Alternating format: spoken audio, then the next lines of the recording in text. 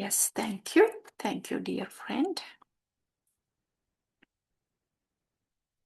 So, Srimad Bhagavatam has 12 cantos.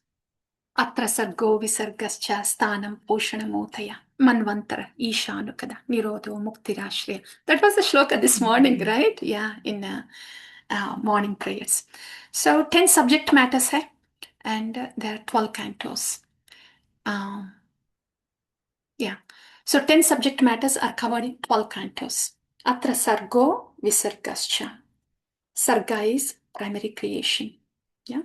Primary creation means all the ingredients necessary for the material creation are supplied by Bhagavan, Karmadaka Sai Vishnu. That's primary creation. Atra sarga. Then atra sargo visargascha. Visarga is secondary creation. Now all the material elements are supplied. A cement or bricks or iron, a sand, a supply हुआ ना. अब building बनाना है, and the same elements are used to give the bodies. Different 8,400,000 species है ना, वो bodies है ना. So same ingredients are used to give the bodies to the souls, that as covering on the souls. Okay, that part is Visarga. Ingredients are supplied by Lord Vishnu, that is Sarga, and those ingredients are put together to make different bodies for the jivas, and to make this 14 planetary, a 14 storied building है ना, ये बनाने के लिए.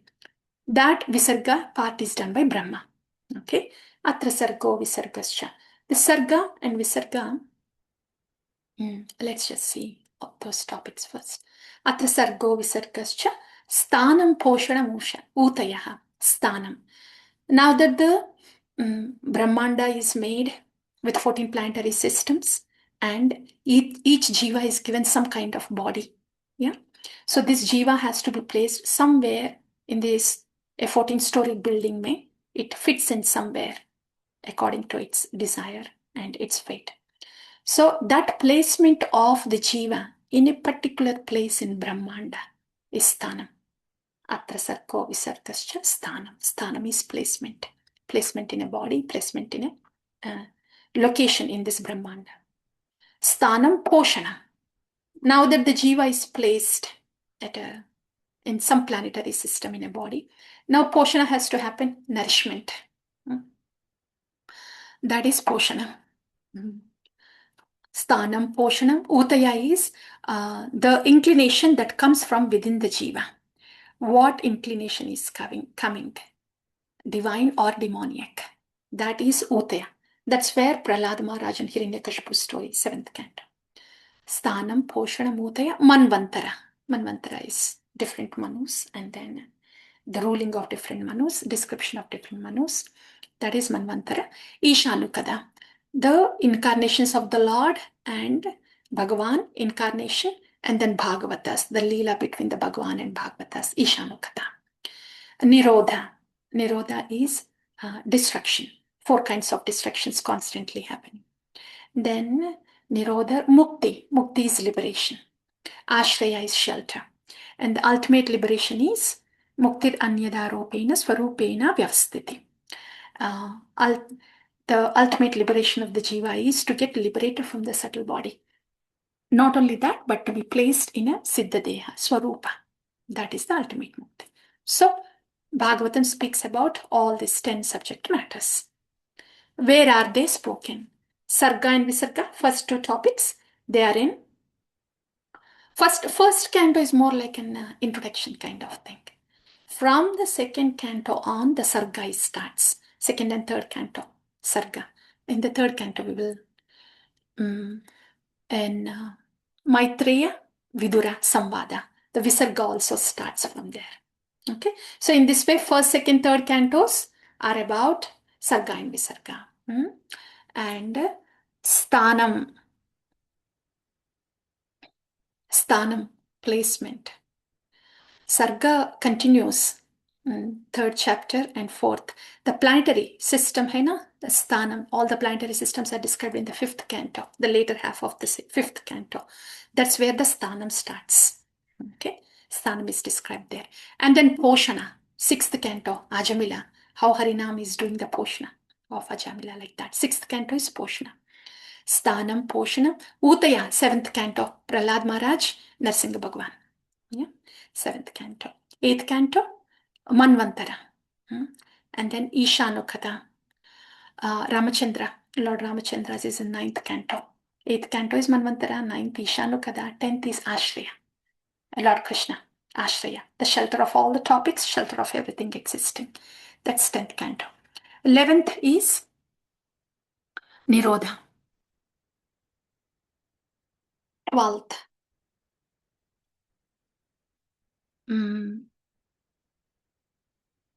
11th, Uddhava. Uddhava Gita is in 11th. 12th is Kali. So 11th, Nirodha. 12th, Mukti.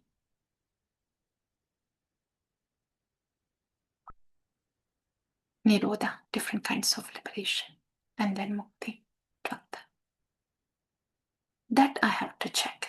I think so. Yes, 11th Nirodha and 12th Mukti. If that's not right, I'll confirm that later, dear devotees. But these are the subject matters.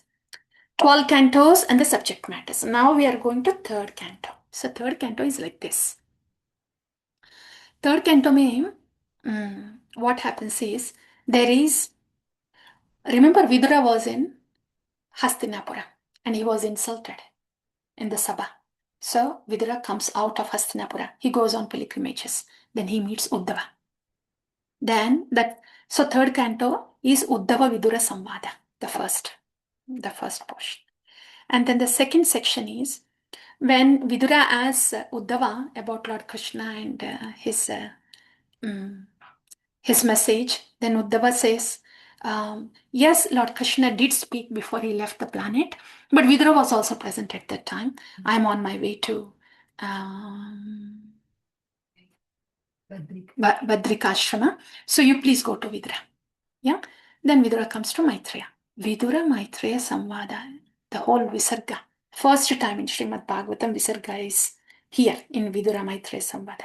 Very clearly, elaborately. Remember, Visarga means the creation by Brahma. It means planetary systems. All the planetary system is ready. Now Brahma has to start creating. He has to give different bodies to different jivas. That's Brahma's service now. So now Brahma, what did he do? He first meditated. We heard recently, Lord Narayana, he did the tapas, and Lord Narayana, he appears, the Chaturshloki Bhagavatam that we heard in the morning prayers lately. So through Chaturshloki Bhagavatam, Lord Narayana gives the formula to Brahma कि creation कैसे बनाना है. Then Brahma starts creating. Okay, so that Chaturshloki Bhagavatam is in the 2nd canto. Okay, so Visarga is starting in the 3rd one now, 3rd canto. Yes. So, what did Brahma do?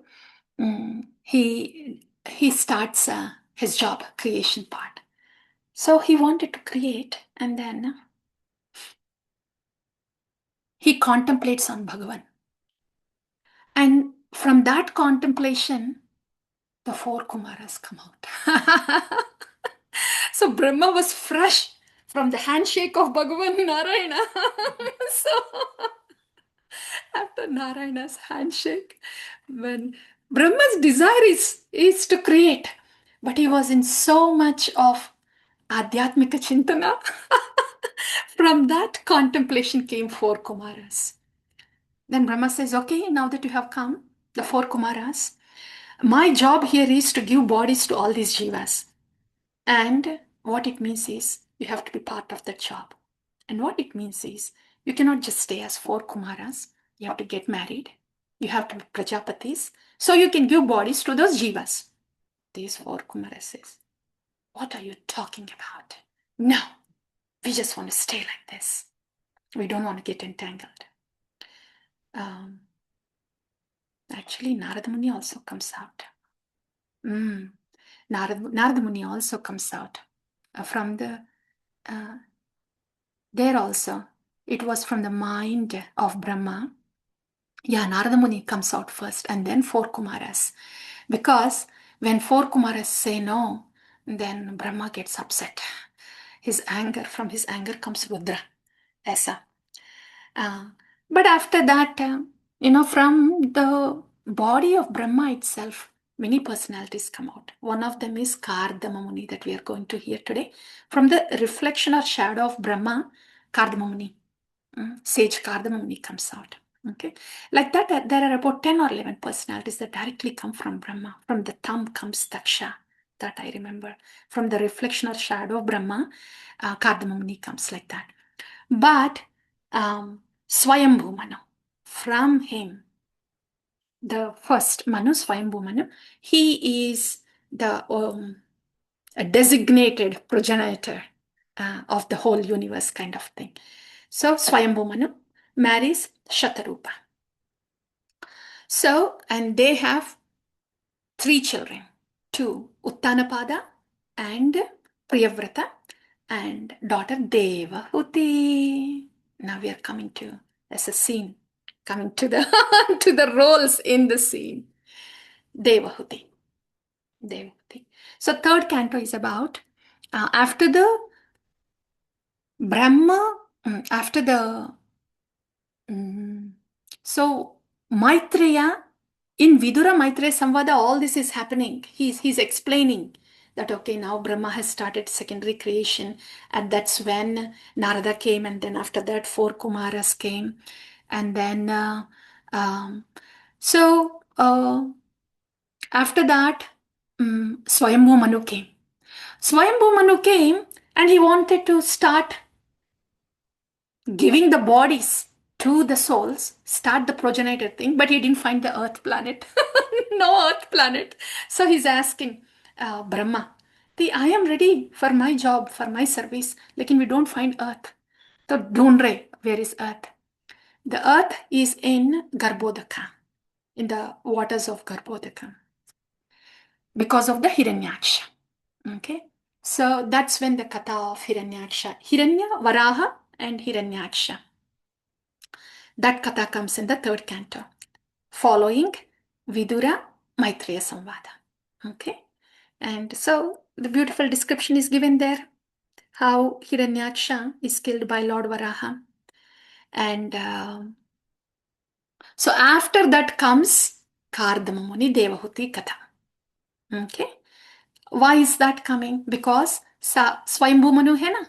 Now that the earth is in place, because of the Lord Varaha came and then killed Hiranyaksha, now earth is in place.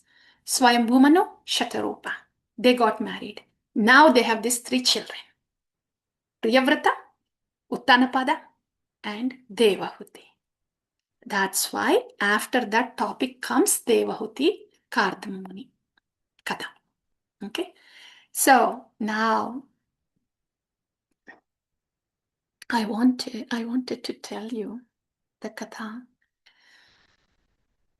a combination. Yahan to I do not. I think I'll just go ahead. However you feel like, अगर सोना है तो सो जाओ, जाना है तो जाओ, सुनना है तो सुनो.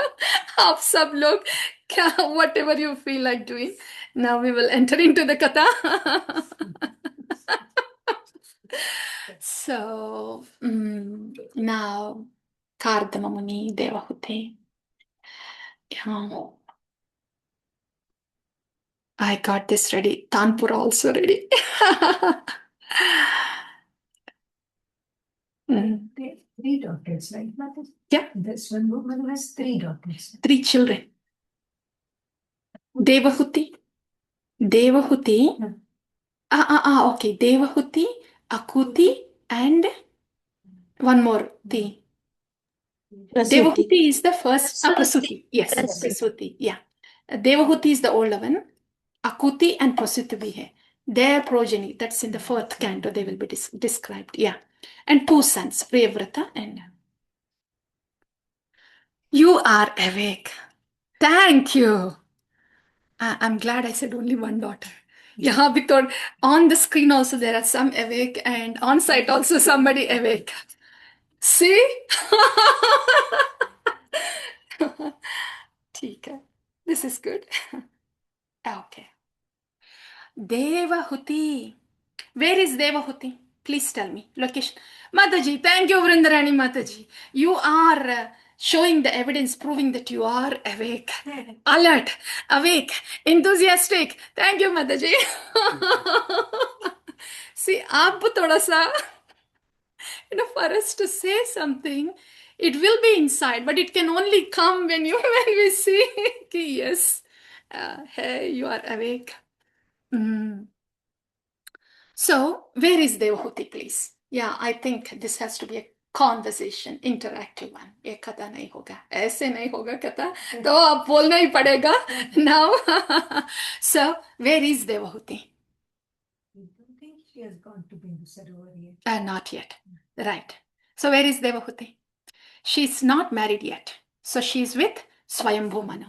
So where is Swayambhu Manu? I don't know. If this kind of narration goes on, I think by the end of the day, we will just enter Bindusarovar like that.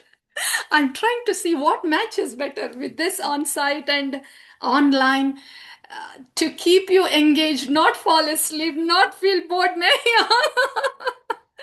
So, Devahuti, okay. Let's try this thing.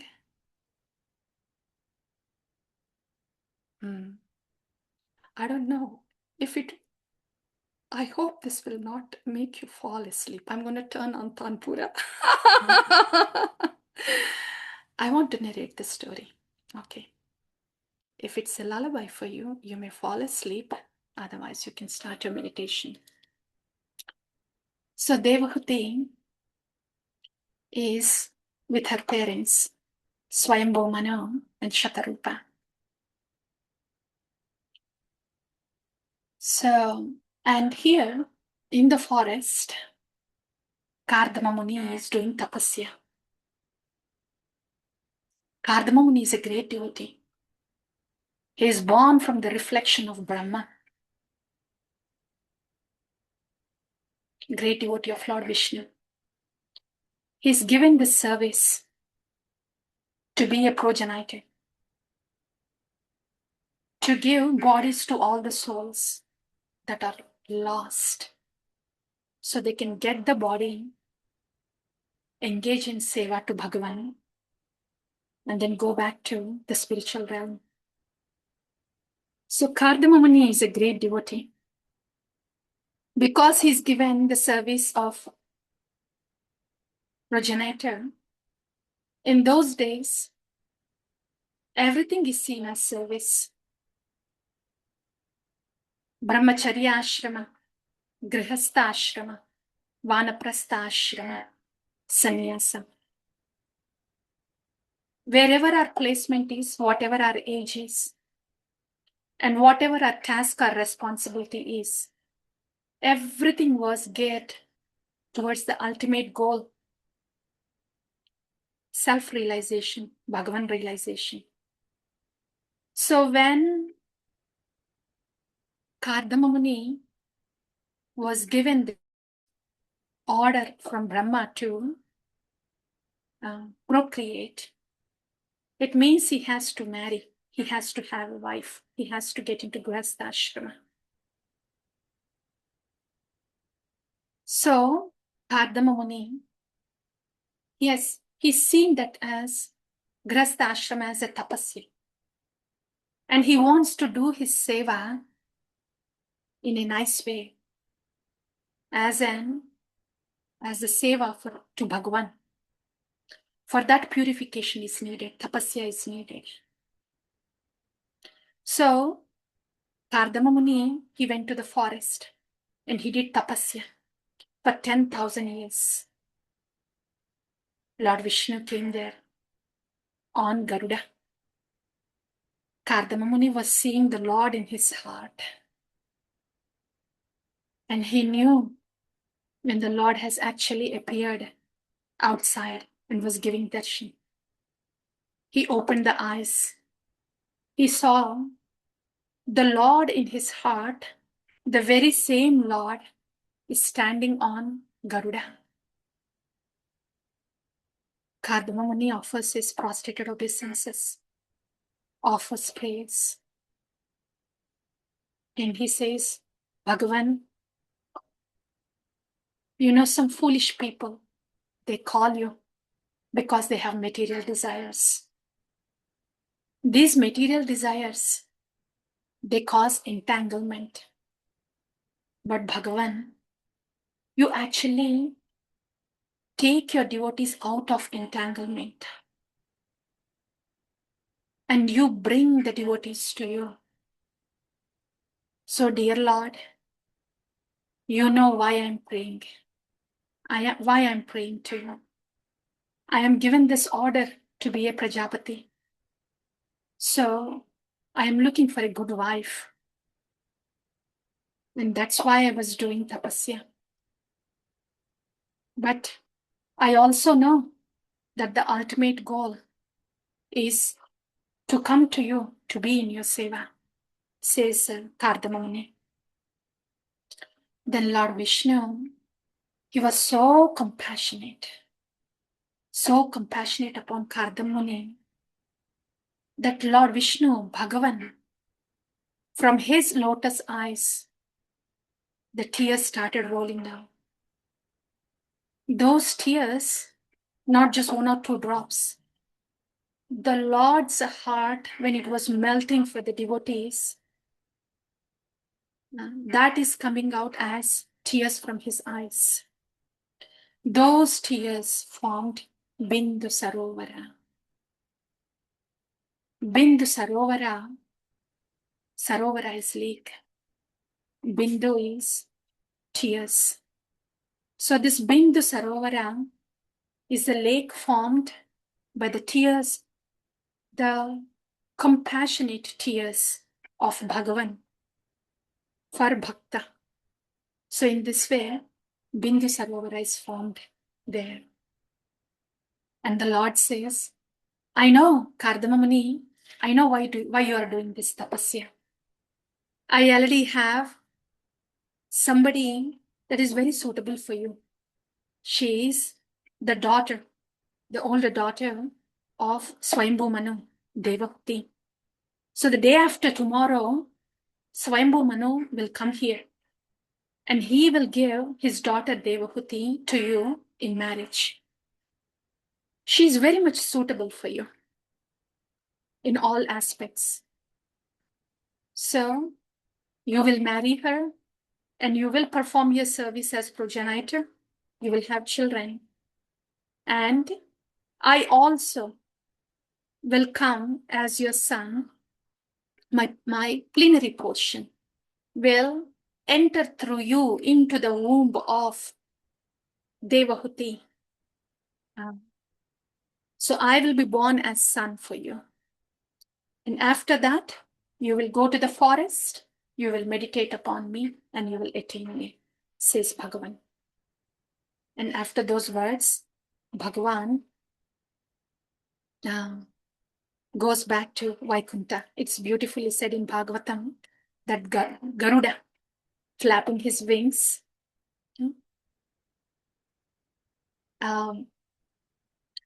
Bhagavan goes back to Vaikuntha on Garuda, standing on Garuda, that is flapping his wings.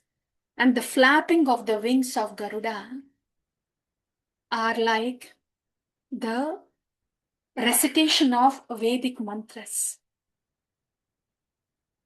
As Garuda was flapping the wings, all the recitation from Rig Veda, Samaveda, all those recitations, they are heard when Garuda flaps his wings, when Lord Vishnu is standing on the back of Garuda.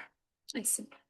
So in this way, Lord has given darshan to Kardama Muni and gave boon also.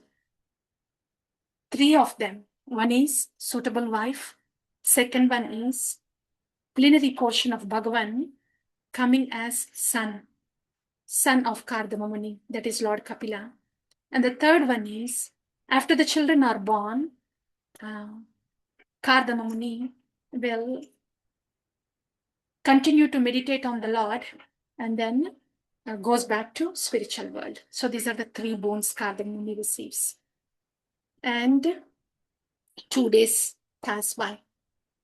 On the third day, Swayambhu Manu, Shatarupa, they bring their older daughter, Devahuti. They come to the hermitage of Kardama Muni. And seeing Kardama Muni, seeing Swayambhu Manu, Kardama Muni says, please come, please come. You are the ruler of this world, of this Brahmanda. So you are the one who makes sure that the religious principles are established. So I have my respects to you, says Kardama Muni. And then Swayambhu Manu, he also offers his respects. He says, you are a Brahmana. You are like the mouth of Bhagavan. While Kshatriyas are like arms of Bhagavan, you are like mouth of Bhagavan. You are the one who teach us what religious principles are. You are very dear to Bhagavan. So you please accept my pranams. Like that. So in those days, all the ashramas are respected for what they are. In this way, they respect and greet each other. And then Swayambhu Manu, he says, we brought our daughter Devahuti and we want to give her in marriage to you. So please accept her. Then Kardama Muni says, yes, Lord Vishnu told me that you will be coming here and giving your daughter in marriage. Yes, I'm happy to accept. In this way, Kardama Muni accepts Devahuti in marriage and they get married. And Devahuti serves, of course, after giving her in marriage to Kardama Muni, Swayambhu Manu, he goes back to his kingdom. He goes back to his kingdom, and it is also mentioned that he goes back to his capital city, Bahishmati. It's beautiful, the capital city. Why that name Bahishmati? Because when Lord Varaha came, one of the hair of Varaha fell in that place. And Kusha, and there's one more type of grass, they grow in that place. So Swayambhu Manu did his tapasya, sitting on this Kusha grass in this place called Bahishmati, which is formed because of the hair that fell from Lord Varaha. So that is his capital city. In this way, he went back along with Shatarupa. And here at Bindu Sarovara, Kardama Muni, he has this kutir. And our Devahuti is also there. So Kardama Muni, these are great sages. They are serving as Prajapatis because it is their service. Great personalities. They don't do it out of sense gratification. They just do it out of responsibility. So Kardama Muni, he was continuing with his everyday yajna that the sages would do. And Devahuti, very chaste wife. And she was assisting Kardama Muni in all his yajnas. So wonderfully was she assisting that she neglected her body and her desires, everything. She put herself completely aside. And Kardama Muni could see that. He was so much pleased with Devahuti. And he said, Devahuti, you've been assisting in all my yajnas and all my tapas. So I want to give that yajna phala. I want to give that tapas phala to you. You know what that yajna phala is? Fearlessness. Because I'm doing all this tapasya, I have this boon of fearlessness. And I want to give that to you, says Kardama Muni. Such great boon. But Devahuti, being a woman, She said, "Oh, that's very nice, dear husband, but I want children. Uh, a woman's duty is to give children, so I want children," says Devahuti.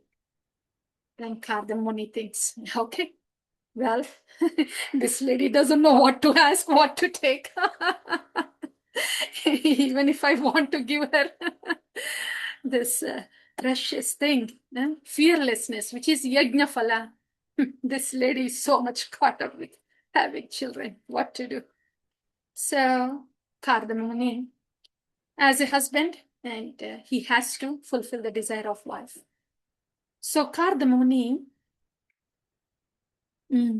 but Devahuti is very much emaciated with all the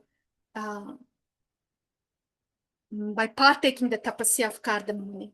So Kardamuni, with his mystic power, brings back the youth of Devahuti, and he also creates this aerial mansion. So in this aerial mansion, Kardamuni and Devahuti travel the whole universe, all different sides of the universes. And this mansion would just go, is controlled by the mind of Kardamuni, like that. So they have this pleasure trip throughout the Brahmanda, and then they come back. They come back to Bindu Sarovara. ¿Quieres ver también cómo They eras come back cuando to Bindu Sarovara, and then after, so at Bindu Sarovara, Kardamuni, Kardamuni places that's seven daughters, hai na? Kardamuni. 9 daughters, and after that is Kapila. So nine. So Kardamuni expands himself 9 times and impregnates Devahuti. So on the very same day, 9 daughters are born, and they grow up. They are grown. But by this time, Devahuti realizes the daughters are born, but she's still fearful. And she then realizes, what did my husband say? He said he was going to give his tapafala, fearlessness. What did I ask? Children? Oh, what a foolish lady was I. I should have asked for self-realization. And then Devahuti feels bad about it. But Kardamamuni says, that's okay, Devahuti. You are actually a special lady. You are actually the daughter of Swayambhu. It's not that you have yielded for sense gratification, but so you will have the expansion of the Lord born as Kapila, and he will impart the knowledge of self-realization to you. So please do not worry. Continue your tapasya. Continue your tapasya for Bhagavan, says Kardamuni to Devahuti. Then Devahuti, she really is preparing herself now, dear devotees. She has realized that she was going after the material desires, and now she's preparing. She's preparing to call out to Bhagavan. Her tapasya is starting now. Initially, when she did the tapasya, when she assisted Kardamuni, she assisted Kardamuni so she can have children. But now she realized her real tapasya is beginning now. She wants to, she is calling out to Bhagavan. She wants to get prepared to receive Bhagavan in her womb. So, then as Lord Vishnu promised Kardamuni,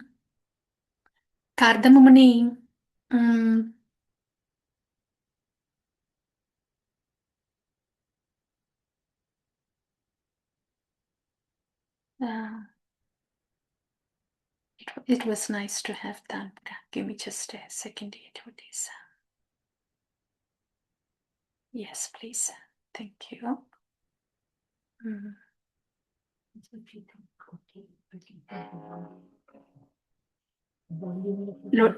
Okay. Yeah. Is that okay? Yeah. So, yeah, Devahuti is preparing now. Her tapasya has begun. This is the way voluntary tapasya is needed to receive Bhagavan. Voluntary tapasya to purify one's body, to purify one's mind is needed. Bhagavan is so pure, he has to come, sit within us. So, Mother Devahuti, yeah. So she started her tapasya. So knowing that Bhagavan, the expansion of the Lord is in the womb of Devahuti, Brahma comes down. And that's when he also tells Devahuti that Lord Kapila is in the womb and he will be imparting the Adhyatmika Jnana to Devahuti for her self-realization. And he also tells Kardama Muni to give her daughters away in marriage, the 9 daughters in marriage. So Brahma, after instructing that, Brahma goes back. Whenever Brahma comes, the 4 Kumaras and Narada comes, they also come. When Lord Vishnu comes, all the subordinates come. Throughout the Bhagavatam, when we hear that the Lord Vishnu had made his appearance at the yajna, we see Shiva there, Brahma there, and Indra there, everybody. So when Brahma has appeared, then Narada and 4 Kumaras also with them. So they went back, Brahma went back, and Kardama Muni, he gave us all his daughters in marriage, and he left the forest. And now Devahuti, after giving birth to the son, now Lord Kapila is sitting in meditation at Bindu Sarovara. And now Mother Devahuti goes to Lord Kapila and says, now we will read. So in 3rd canto, what I have summarized so far is the Kardama Muni Devahuti Charita up until now. I quickly summarized. So what we have heard so far is the overview of Srimad Bhagavatam, different subject matters of Srimad Bhagavatam in different cantos. And we are in 3rd canto now. In 3rd canto, we heard that the first section was about Uddhava. Uddhava Vidura Samvada. And after that, Vidura Maitreya Samvada. And after that is description of Vaikuntha, because Lord Narayana comes down to kill Hiranyaksha. So that's where description of Vaikuntha is given. And the 4th section is this Kardama Muni Devahuti Charita. So all that we have heard so far is the brief summary of Kardama Muni Devahuti Charita up until this chapter. Okay. And now what we will cover in next, starting from now, next 2-3 days. From now on, it will be interactive one. Okay. So in this, if you look at actually, you can go there, and thank you so much, Tanpura. Now I'll show you, dear devotees. This is what we are going to hear. I will bring Google here, and so you know what we will be covering. Google, please come. So if we go to 3rd canto, Google में Vedabase में 3rd canto, please bring the 3rd canto.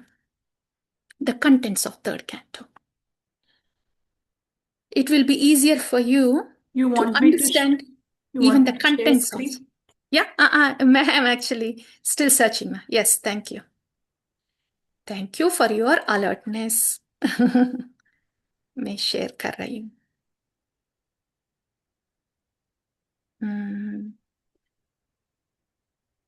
Share the screen.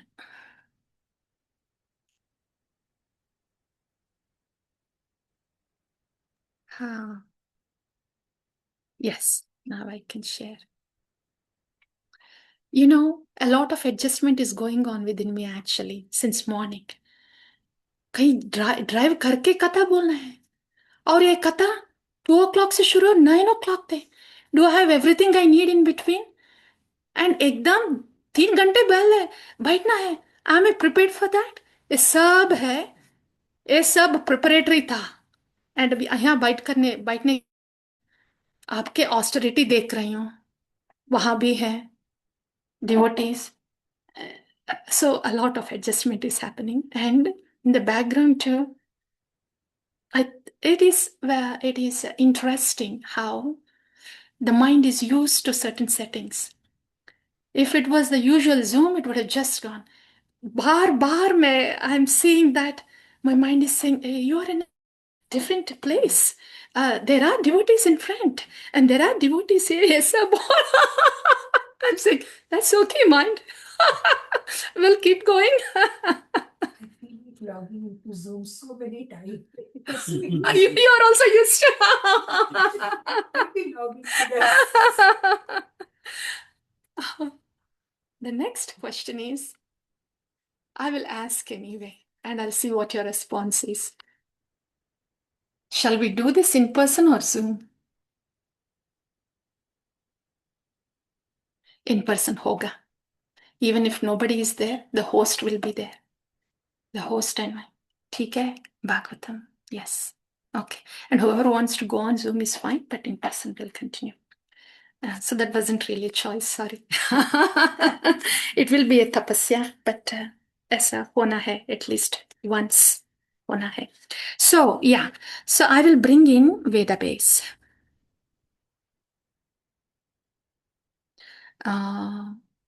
Srimad Bhagavatam. Now, going to third canto, you saw that, right? Yeah. You don't see what I'm seeing. अगर आप, if you have to log in the Zoom to see what I'm logging in, आपकी मर्जी. But please look at the third canto, dear devotees. So, in third canto. Yeah, this is third canto, right? So, chapter 1, chapter 2, 3, 4, 5, 6, 7, 8, 9, 10, 11, 12, 13, 14, 15, 16, 17, 18, 19, 20, 21. Okay, I think we kind of briefly summarized all that, yeah. So, marriage of Kardamani, 22 also, and 23. Now we are at Devahuti's lamentation.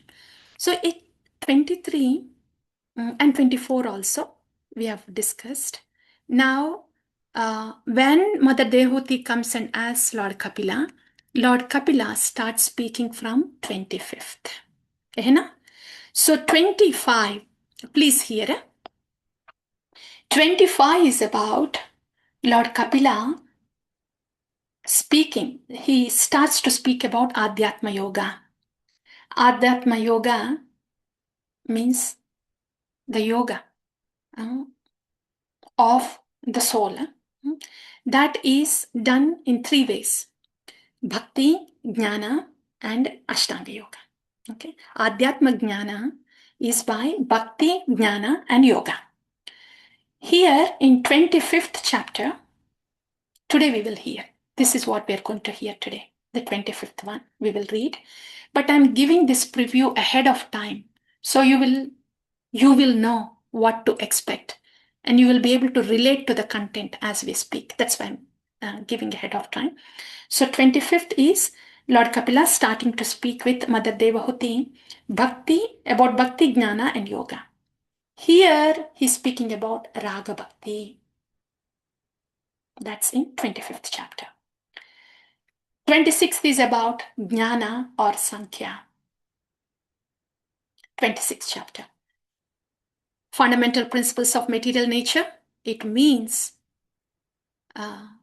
Lord Kapila is speaking about Jnana, or other word for that is Sankhya Yoga. 27th is explaining yoga, the Ashtanga Yoga. 27, understanding material nature, that's the title of the chapter. heading of the chapter. But that's actually, Lord Kapila starts to explain about yoga. 28th is beautiful chapter, which is explaining about dharana and dhyana in Ashtanga Yoga, where there is meditation on the Lord in the heart. That's 28th chapter. The heading is Kapila's instruction on execution of devotional service, but the chapter speaks about this. Meditation on Lord Vishnu in the heart. Beautiful verses hai. That's 28. 29 is 25th में राग भक्ति बोल दिया ना Lord Kapila. When then Mother Devahuti asked, what if I can do raga bhakti, not spontaneous bhakti? Lord Kapila says, do sadhana bhakti. That sadhana bhakti is in 29th chapter. Very important for all of us. What are we doing? Why are we doing? What to expect? The bhakti tattva. A combination of these two. This 29th chapter, which is sadhana bhakti, and Shuddha Bhakti, which is explained in 25th chapter. A lot of Bhakti Tattva is explained here. Okay. In Bhagavad Gita, the middle six chapters, especially 7, 8, 9, 10, hai na, they give some information about Bhakti Tattva. Yahan elaboration hai. Okay. That's 29th is Sadhana Bhakti. Explanation of devotional service by Lord Kapila. That's the heading hai. Lekin that's Sadhana Bhakti. 30th. I will say what 31st is. 31st is Garbhastuti. The plights of fetus in the womb of mother. What does a baby go through in the womb of mother? That is explained in 31st chapter. After the baby is born, how is this jiva caught up, entangled in this material world? That is explained in the 30th, 30. I am giving you this sequence so it can make sense to you. All the chapters should make sense to you, and we should be able to recall which chapter में what subject matter है इसीलिए. That's why I said 31st first. Garbhastuti. After the baby is born, what plights are there that are described in 30th chapter. Now that the birth has happened, the life is going on, this conditioned soul, what plights are there in this conditioned soul, realizing that it is caught up in this material world, what is this conditioned soul trying to do? Okay, because it is seeing miseries in this world and with this material body, now it wants sukha, not the misery. So, sakama, how to go to the swarga, how to go to Brahmaloka. Yes.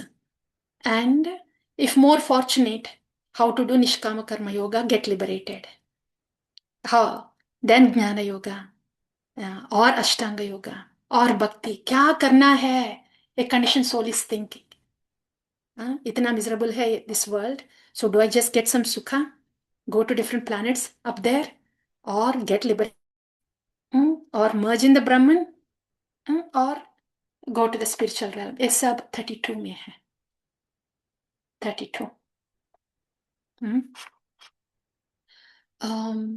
I am saying this in a way that is relevant to us. So when you open 32 chapter, you may not really see the subject matter as clearly staring at you. It is, I am summarizing it. And so when you read that chapter, you will know that this is the cream of that subject, the matter that is present there. 32 hai. And 33 is the final one, where Devahuti has received all the Adhyatmika Jnana from Lord Kapila, and she performs so well. So Devahuti attains perfection, and Lord Kapila, he goes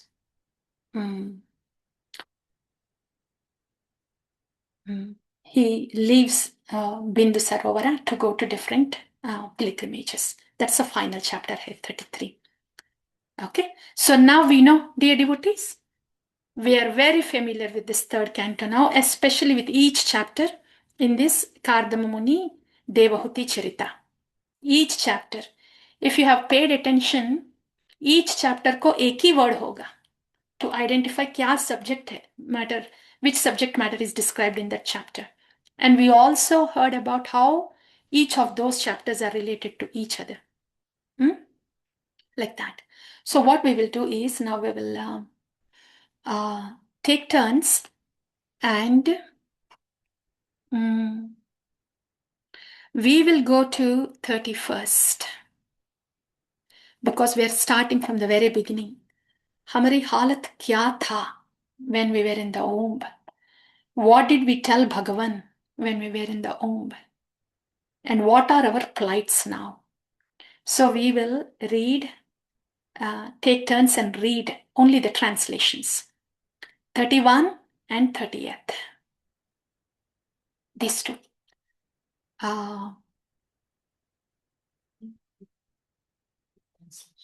Only translation. So I am opening 31. सिर्फ text. So, yeah, you're ready, right? Yes. Yeah. So maybe the on-site devotees, you may please take turn. Each one of you, you can continuously read one after the other. And after that, I will please call out to the online devotees. Actually, I don't know who is behind the screen and who is not. So you may have to tell that yourself. Take turns and read one after the other. Yes, please. The first one. Yeah. Text 1. The personality of Godhead said, under the supervision of the Supreme Lord and according to the results of his work, the living entity, the soul, is made to enter into the womb of a woman through the particle of male semen to assume a particular type of body. Continue, Karna Prabhu. Yes, the whole chapter will just continue one after that. Text 2. On the first night, the sperm and the ovum mix, and on the fifth night, the mixture ferments into a bubble. On the 10th night, it develops into a form like a plum, and after that, it gradually turns into a lump of flesh or an egg, as the case may be. In the course of a month, a head is formed, and at the end of 2 months, the hands, feet, and other limbs take shape. By the end of 3 months, the nails, fingers, toes, body hair, bones, and skin appear, as do the organ of generation and the other aperture in the body, namely the eyes, nostrils, ears, mouth, and anus. Text 4. Within 4 months from the date of conception, the 7 essential ingredients of the body, namely child, blood, flesh, fat, bone marrow, and semen come into existence. At the end of 5 months, hunger and thirst make themselves felt, and at the end of 6 months, the fetus enclosed by the amnion begins to move on the right side of the abdomen. Actually, this is all embryology. If you don't read this now, dear devotees, I don't know when you will have a chance to actually know. We should know what plights we went through in the womb and what praise we offer to Bhagavan when we are in the womb. Yes, yeah, you may continue. The online devotees, please. What did you read? Which text was that? Text 4. 4. Okay. Kitna Text hai? 5. I am looking to see. Will that happen quickly? All of you taking turns? 48 है. So 48. Okay, then I think what we will do is, okay, so these are all, we will directly come to this. So this is embryology, how the fetus grows in the womb. No, when we say how fetus grows in the womb, ये तो science class बन जाएगा. ये science class नहीं है. This is Garbha Stuti. Means the Garbha Pinda is doing Stuti to Bhagavan. ये तो पढ़ना है. Okay. Shall I just go ahead read? Yes. Yeah, dear devotees, you may please feel free to fall asleep if you want to, but we'll do it quickly. And that too, I think the voice is more clear because I have mic. Recording. Yes. And आप यहाँ on site, yeah. So I'll just go ahead read, yeah. ठीक है. Yeah. अपने fourth, yeah, fourth, right? Yes.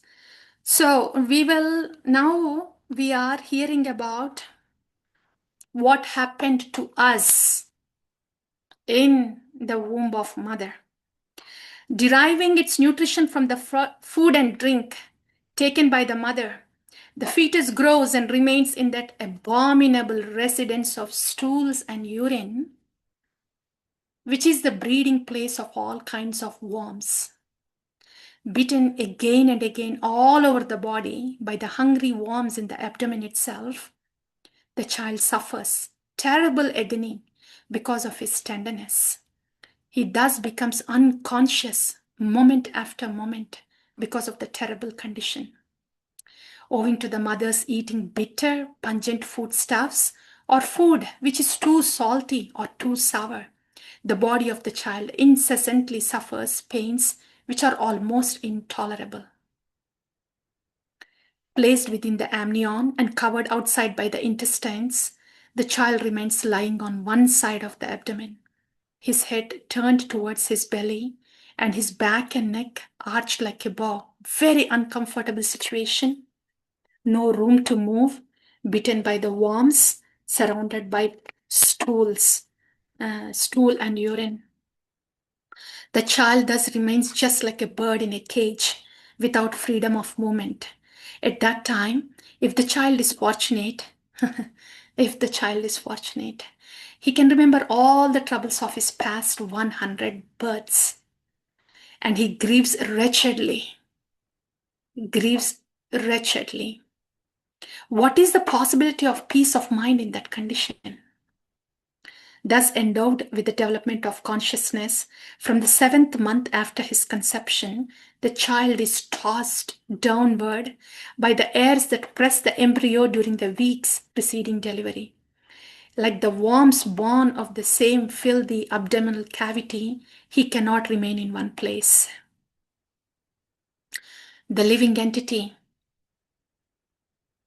all of us, when we were in mother's womb, the living entity in this frightful condition of life, bound by 7 layers of material ingredients, prays with folded hands, appealing to the Lord who has put him in that condition. Garpastuti. The child is praying to the Lord. The fetus is praying. I take shelter of the lotus feet of the Supreme Personality of Godhead, who appears in his various eternal forms and walks on the surface of the world. I take shelter of him only because he can give me relief from all fear, and from him I have received this condition of life, which is just befitting my impious activities. I, the pure soul, appearing now, bound by my activities, I'm lying in the womb of my mother by the arrangement of Maya. I offer my respectful obeisances unto him who is also here with me. Oh, that's such a wonderful news. We are so relieved for the Shishu in the Garbha. Oh, so this Shishu in the Garbha, baby, realizes that the Lord is also with him. So I, the pure soul, appearing now bound by my activities, I'm lying in the womb of my mother by the arrangement of Maya. Yeah, I offer my respectful obeisances unto him who is also here with me, but who is unaffected and changeless. He's unlimited, but he's perceived in the repentant heart being. Did you make note of that? Did I make note of that? He is unlimited, but he is perceived in the repentant heart.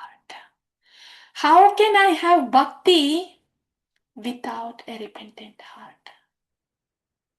That's why the first component in Dainya is the repentance.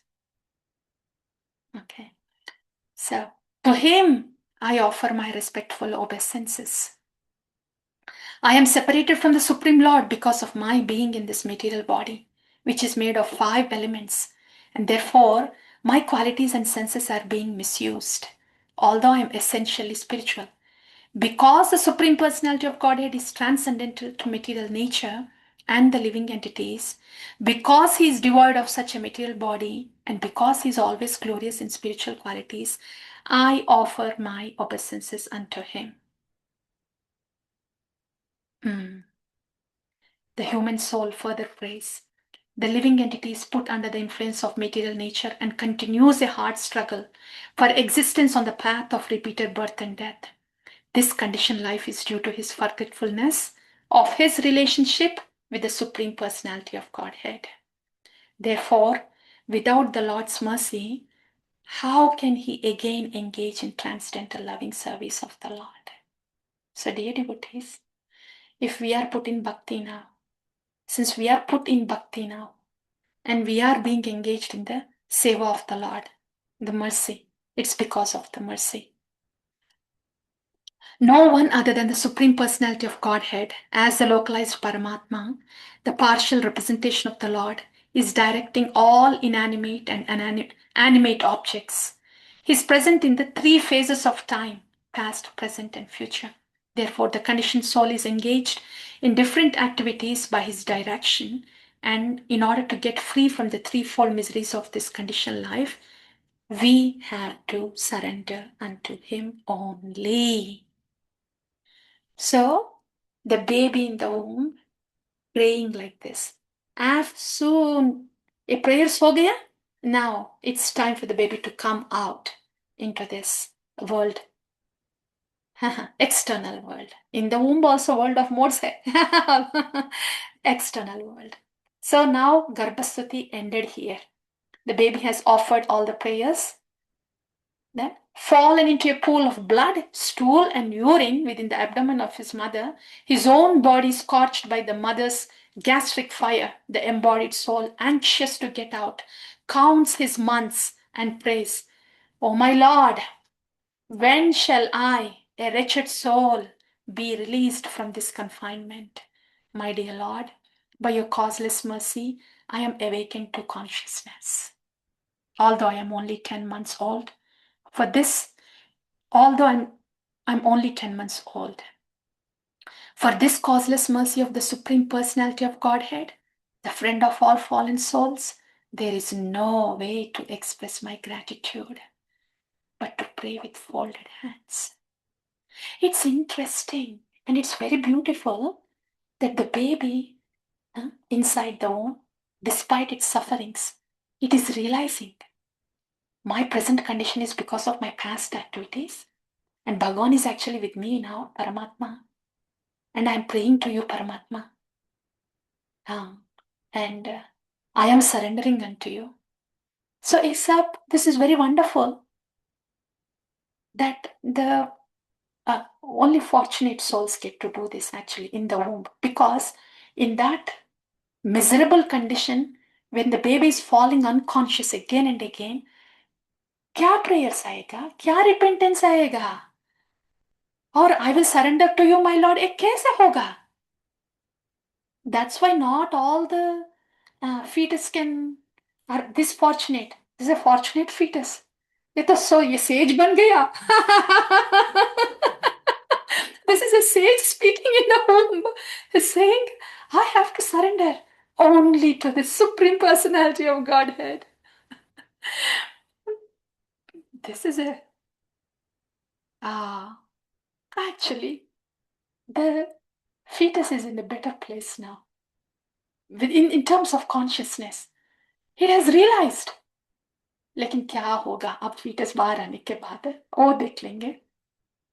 Now, so therefore, actually, see what it's saying. Therefore, my Lord, although I am living in a terrible condition, I do not wish to depart from my mother's abdomen to fall again into the blind well of materialistic life. Why such I'm like, this is a wonderful consciousness. The soul is realizing. Oh, 20, text 20 है. 20. Yeah, the soul is realizing. अब तो ये sage बन गया. That is what I'm thinking. कि these are the words of sages. What is its next thought? वो ये बोल रहे. Though it is a terrible condition here, abominable all around, stool and blood and urine, but no problem, Bhagavan. I am in your conscious now. And I'm in such a beautiful consciousness, and I'm thinking I should take shelter of you. So it's okay. Let me just stay here. I don't want to come out. I don't want to go out.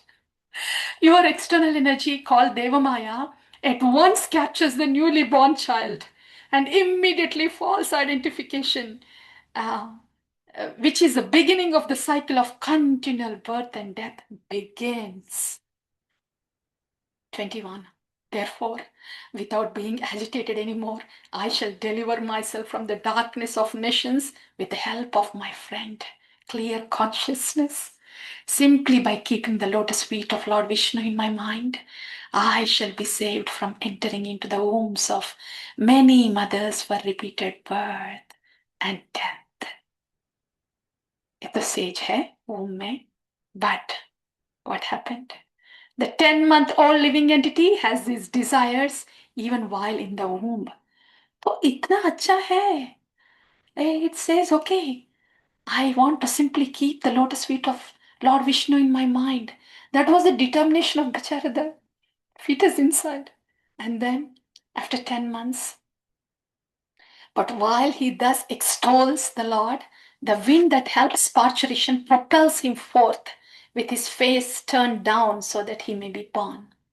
Pushed downward all of a sudden by the wind, the child comes out with great trouble, head downward, breathless and deprived of memory due to severe agony. The child thus falls on the ground, smeared with stool and blood, and plays just like a worm germinated from the stool. He loses his superior knowledge and cries under the spell of Maya. After coming out of the abdomen, the child is given to the care of persons who are unable to understand what he wants, and thus he is nursed by such persons. Unable to refuse whatever is given to him, he falls into undesirable circumstances. Laid down on a foul bed infested with sweat and germs, the poor child is incapable of scratching his body to get relief from his itching sensation, to say nothing of sitting up, standing, or even moving. ये तो सब okay, now this is the these are all the plights of the baby after coming to this world.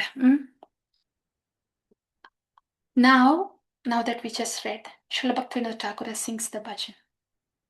If we have to understand the bhajans of the acharyas and their mood, in Srimad Bhagavatam, we heard about the plights of the Sishu in the Garbha. Now Srila Bhaktivinoda Thakur, shall we take a break with bhajan or take a break now and start with bhajan? क्या करेंगे? With bhajan है ना? Because ये सब सुना है ना? So then we will relate to that bhajan more. So Srila Bhaktivinoda Thakur bhajan, वो क्या है Mataji? So will you be able to sing, Mataji? Maybe you can log in and sing in the Zoom so everybody else also can hear. Yeah? And so with that bhajan, we'll take a pause. And when we come back, then we will enter into the teachings of Lord Kapila to Mother Devavati. Now that we know the plights of the baby, then we will understand why Mother Devavati is asking those questions. So we will hear from Srila Bhaktivinoda Thakur in his own words about what we read in Srimad Bhagavatam now, the Garbhastati. Yes, dear devotees.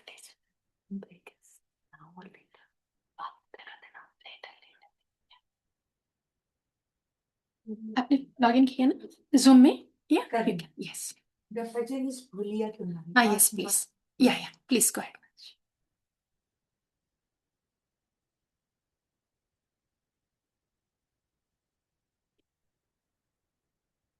Recording in progress.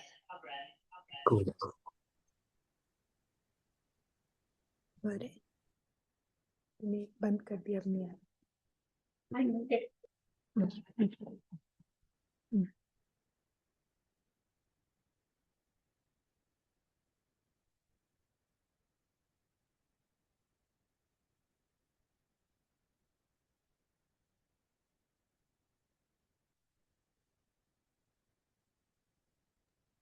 So soon after the bhajan, dear devotees, we will take a pause and maybe after 15 minutes we'll join again. Huh? Yeah, you please go ahead, Mataji.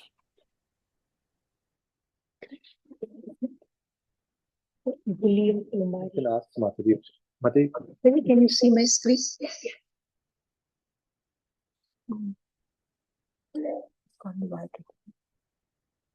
ठीक है सांस.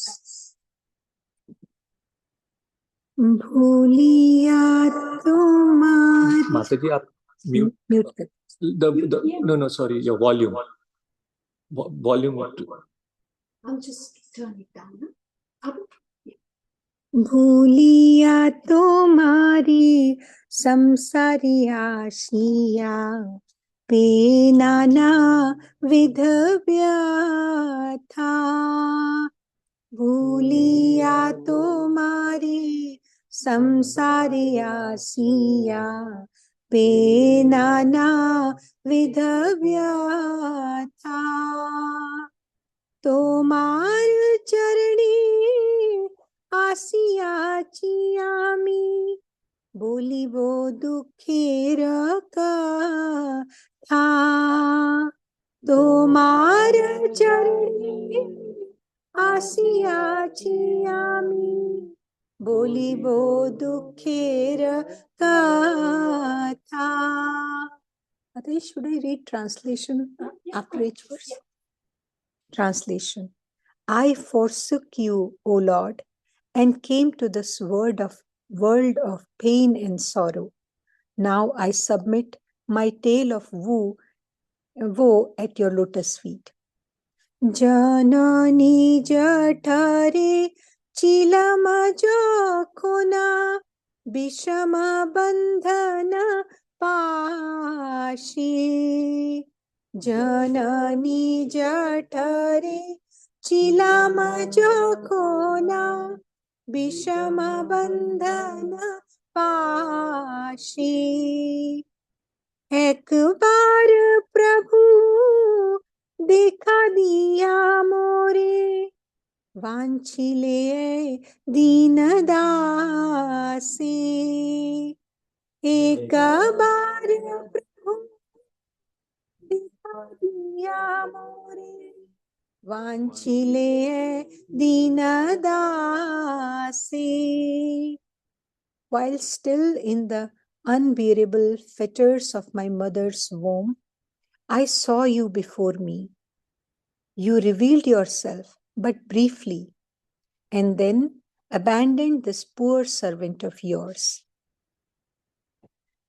Takhono bhavino janama pahiya koribo bhajana tava.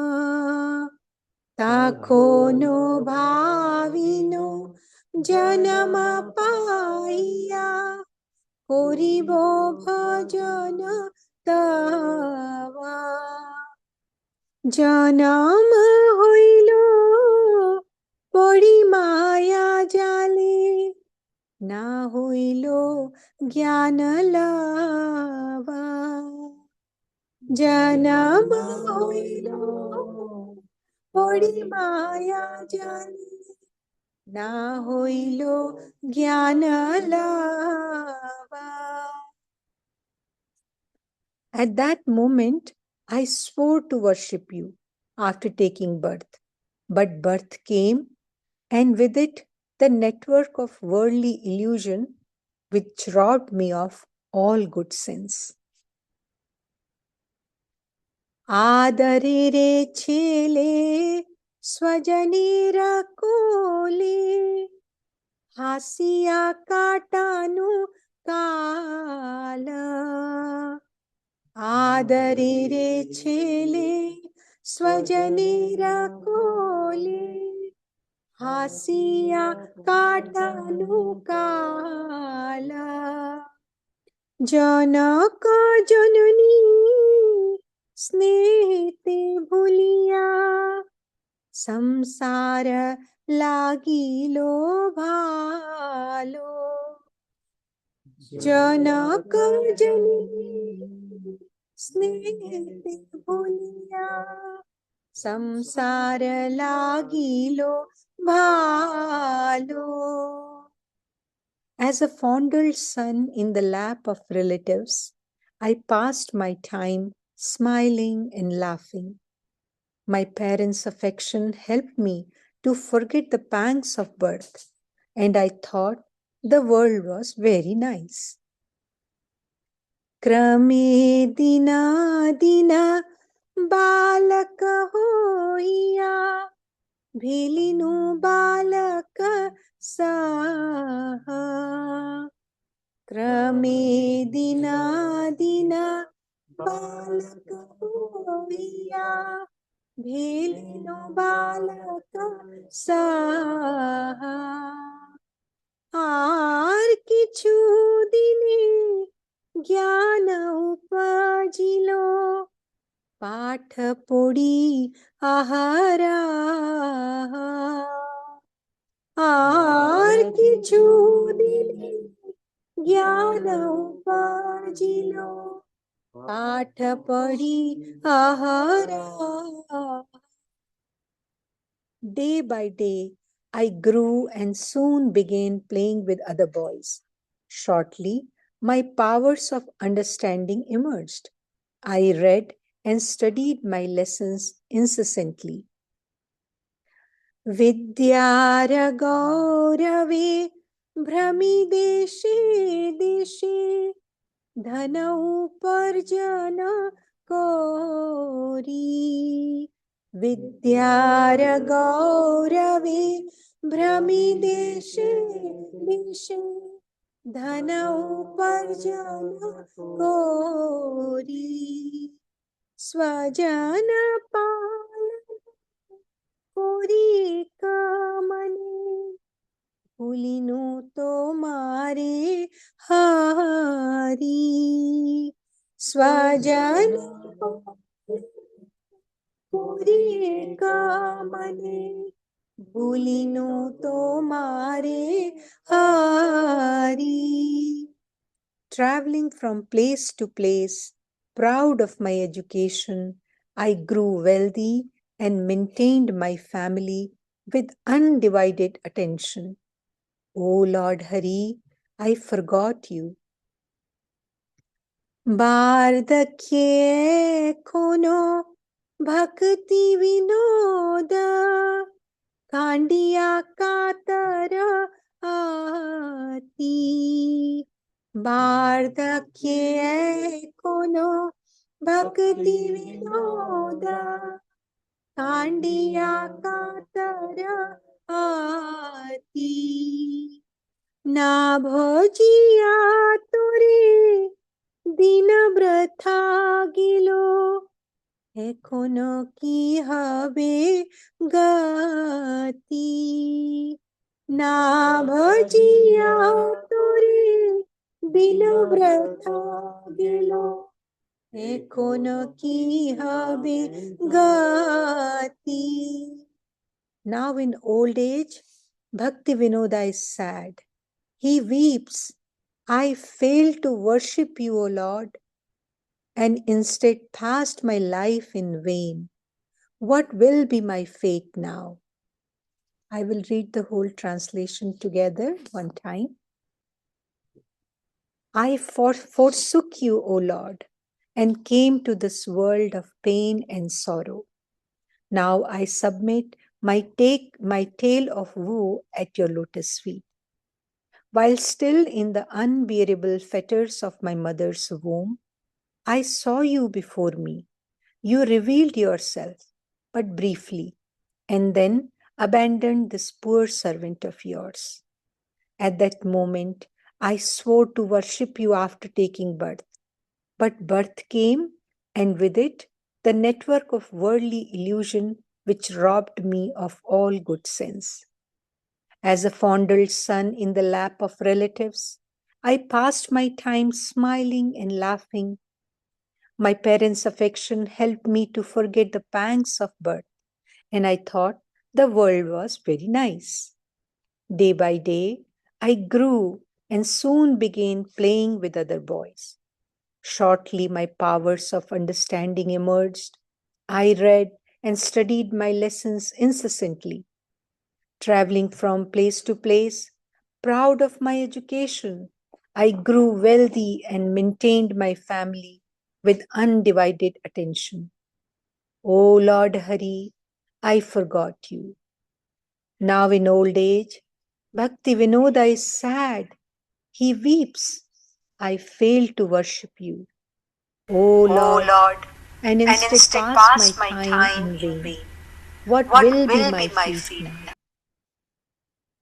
भूलिया तो मारे संसारिया सिया पे नाना विध व्यथा भूलिया तो मारे संसारिया सिया पे नाना विध व्यथा তোমার চরণে আসিয়া আমি বলিব দুঃখের কথা তোমার চরণে আসিয়াছি আমি বলিব দুঃখের কথা Hare Krishna, Hare Krishna, Krishna Krishna, Hare Hare,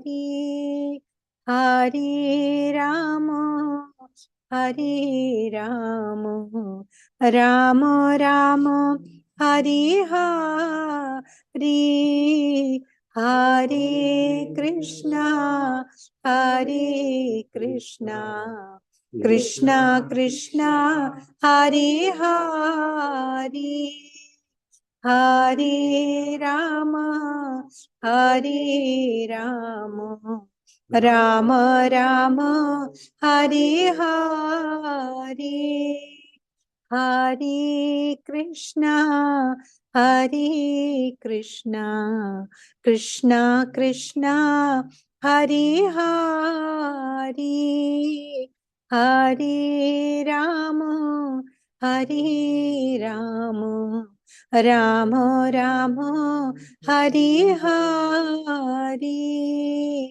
Hare Krishna, Hare Krishna, Krishna Krishna, Hare Hare, Hare Rama, Hare Rama, Rama Rama, Hare Hare, Hare Krishna, Hare Krishna, Krishna Krishna, Hare Hare, Hare Rama, Hare Rama, Rama Rama, Hare Hare, Hare Krishna, Hare Krishna, Krishna Krishna, Hare Hare,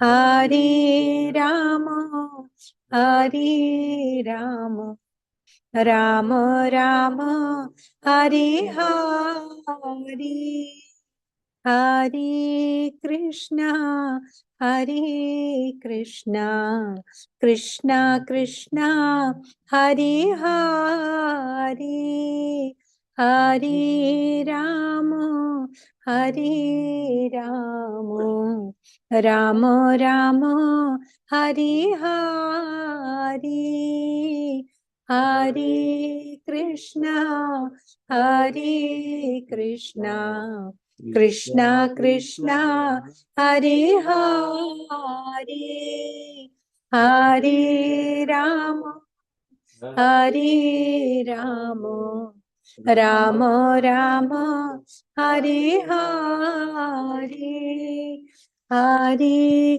Krishna, Hare Krishna, Krishna Krishna, Hare Hare, Hare Rama, Hare Rama, Rama Rama, Hare Hare,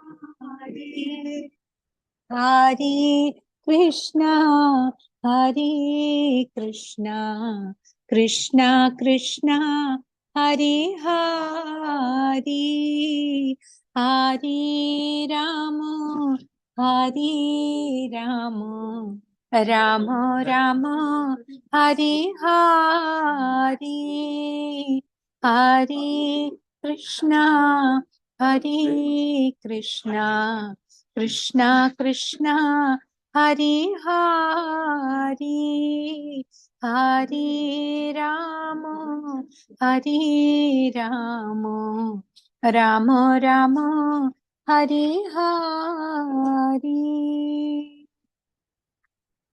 Hare Krishna. Hare Krishna, dear devotees, Mataji will be back in a couple of minutes. In the meantime, if anybody would like to share any reflection about the bhajan, please go ahead and share.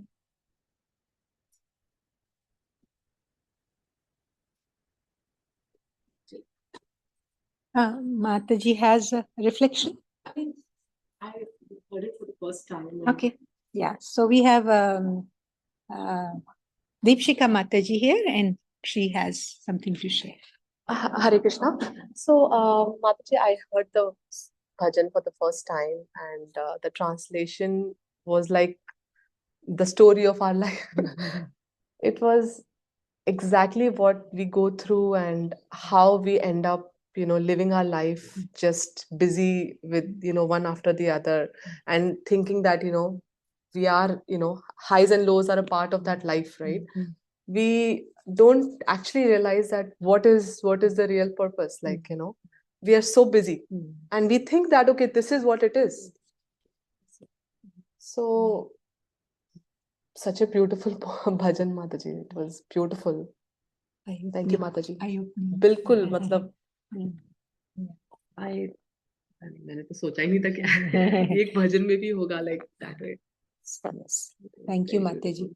Anyone else would like to share? Please go ahead and share.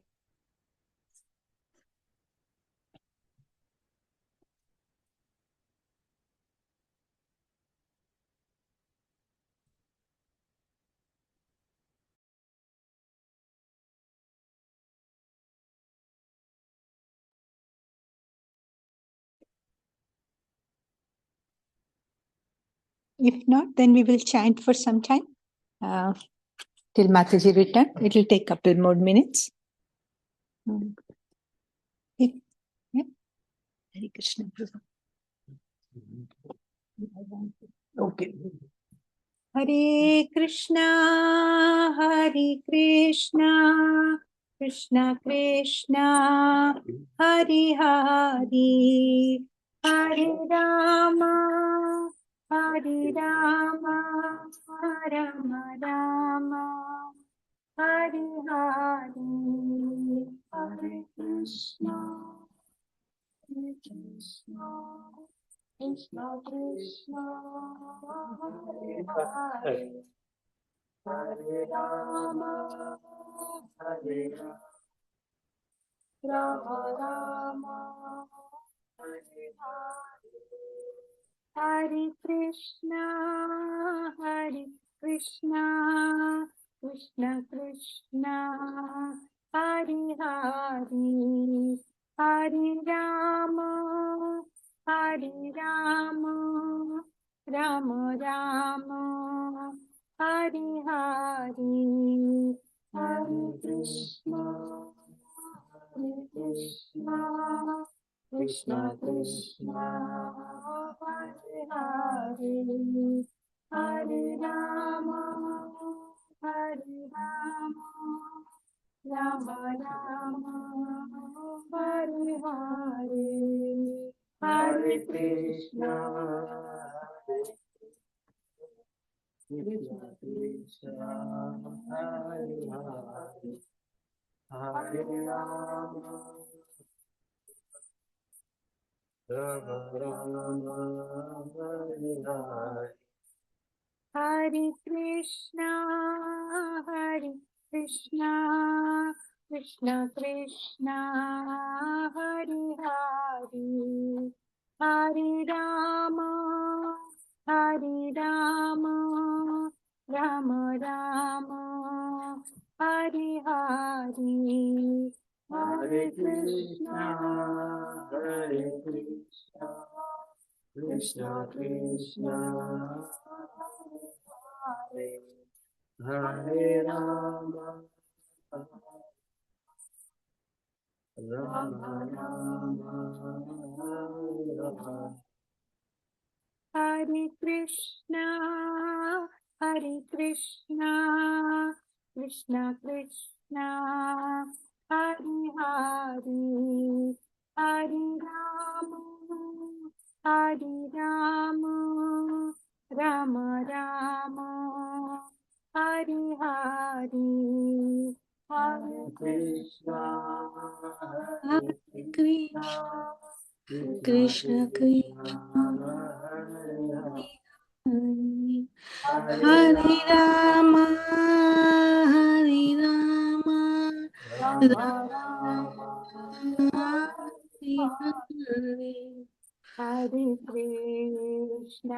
Hare Hare Krishna, Krishna Krishna, Hare Hare, Hare Rama, Rama Rama, Hare Hare, Hare Krishna, Hare Krishna, Krishna Krishna, Hare Hare, Hare Rama, Rama Rama, Hare Hare. Hare Krishna, Krishna Krishna, Hare Hare, Hare Rama, Rama Rama, Hare Hare, Hare Krishna, Hare Krishna, Krishna Krishna, Hare Hare, Hare Rama, Hare Rama, Rama Rama, Hare Hare, Hare Krishna, Krishna Krishna, Hare Hare, Hare Rama, Rama Rama, Hare Hare. Krishna, Hare Krishna, Krishna Krishna, Hare Hare, Hare Rama, Rama Rama, Hare Hare. Hare Krishna, Krishna Krishna, Hare Hare, Hare Rama, Rama Rama, Hare Hare, Hare Krishna, Hare Krishna, Krishna Krishna, Hare Hare, Hare Rama, Rama Rama, Hare Hare. Hare Krishna, Krishna Krishna, Hare Hare, Hare Rama, Rama Rama, Hare Hare, Hare Krishna, Hare Krishna, Krishna Krishna Hare Hare Hare Rama Hare Rama Rama Rama Hare Hare. Hare Krishna, Krishna Krishna, Hare Hare, Ram Rama, Hare Rama, Rama Rama, Hare Hare, Hare Hare Krishna, Krishna Krishna, Hare Hare, Hare Rama, Hare Rama, Rama Rama, Hare Hare. Hare Krishna, Krishna Krishna, Hare Hare, Hare Ram, Ram Ram, Hare Hare, Hare Krishna, Krishna Krishna, Hare Hare, Hare Ram, Ram Ram, Hare Hare. Hare Krishna, Krishna Krishna, Hare Hare, Hare Ram, Ram Ram, Hare Hare. Hare Krishna, Krishna Krishna, Hare Hare, Hare Ram, Ram Ram, Hare Hare. Hare Krishna, Krishna Krishna, Hare Hare, Hare Ram, Ram Ram, Hare Hare. Hare Krishna, Krishna Krishna, Hare Hare, Hare Ram, Ram Ram, Hare Hare. Hare Krishna, Krishna Krishna, Hare Hare, Hare Ram, Ram Ram, Hare Hare. Hare Krishna, Krishna Krishna, Hare Hare, Hare Ram, Ram Ram, Hare Hare. Hare Krishna, Krishna Krishna, Hare Hare, Hare Ram, Ram Ram, Hare Hare. Hare Krishna, Krishna Krishna, Hare Hare, Hare Ram, Ram Ram, Hare Hare. Hare Krishna, Krishna Krishna, Hare Hare, Hare Ram, Ram Ram, Hare Hare. Hare Krishna, Krishna Krishna, Hare Hare, Hare Ram, Ram Ram, Hare Hare. Hare Krishna, Krishna Krishna, Hare Hare, Hare Ram, Ram Ram, Hare Hare. Hare Krishna, Krishna Krishna, Hare Hare, Hare Ram, Ram Ram, Hare Hare. Hare Krishna, Krishna Krishna, Hare Hare, Hare Ram, Ram Ram, Hare Hare. Hare Krishna, Krishna Krishna, Hare Hare, Hare Ram, Ram Ram, Hare Hare. Hare Krishna, Krishna Krishna, Hare Hare, Hare Ram, Ram Hare Hare. Hare Krishna, Krishna Krishna, Hare Hare, Hare Ram, Ram Ram, Hare Hare. Hare Krishna, Krishna Krishna, Hare Hare, Hare Ram, Ram Ram, Hare Hare. Hare Krishna, Krishna Krishna, Hare Hare, Hare Ram, Ram Ram, Hare Hare. Hare Krishna, Krishna Krishna, Hare Hare, Hare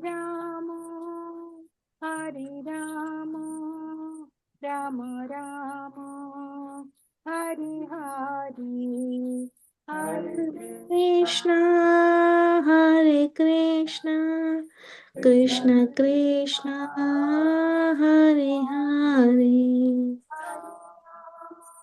Hare Rama, Rama Rama, Hare Hare. Radha Golokananda,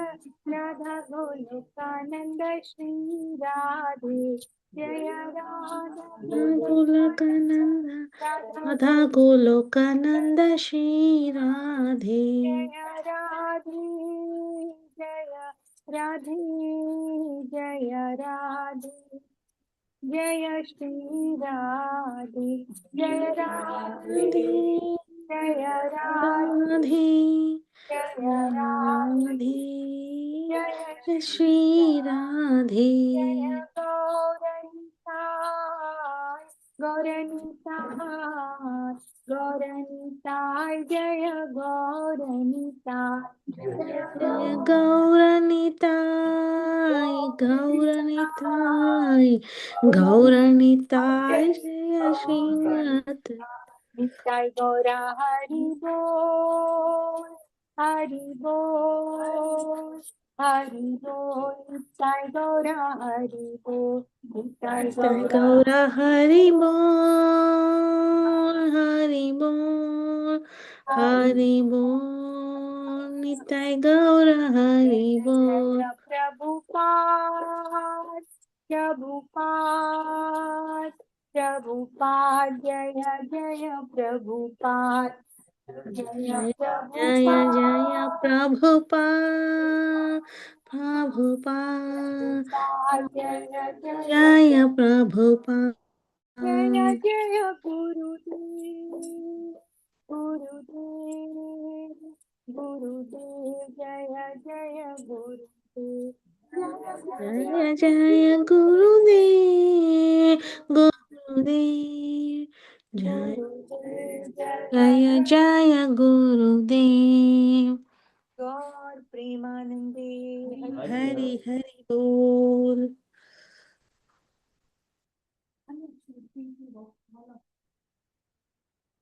Zoom में है सब like we are on.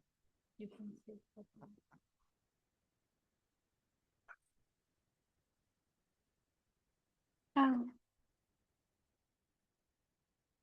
Maybe we'll meet maybe next. थोड़ा सा. I want to talk to on-site devotees, the devotees that are going through the austerity. So I know the Zoom devotees. आप लोग you are at least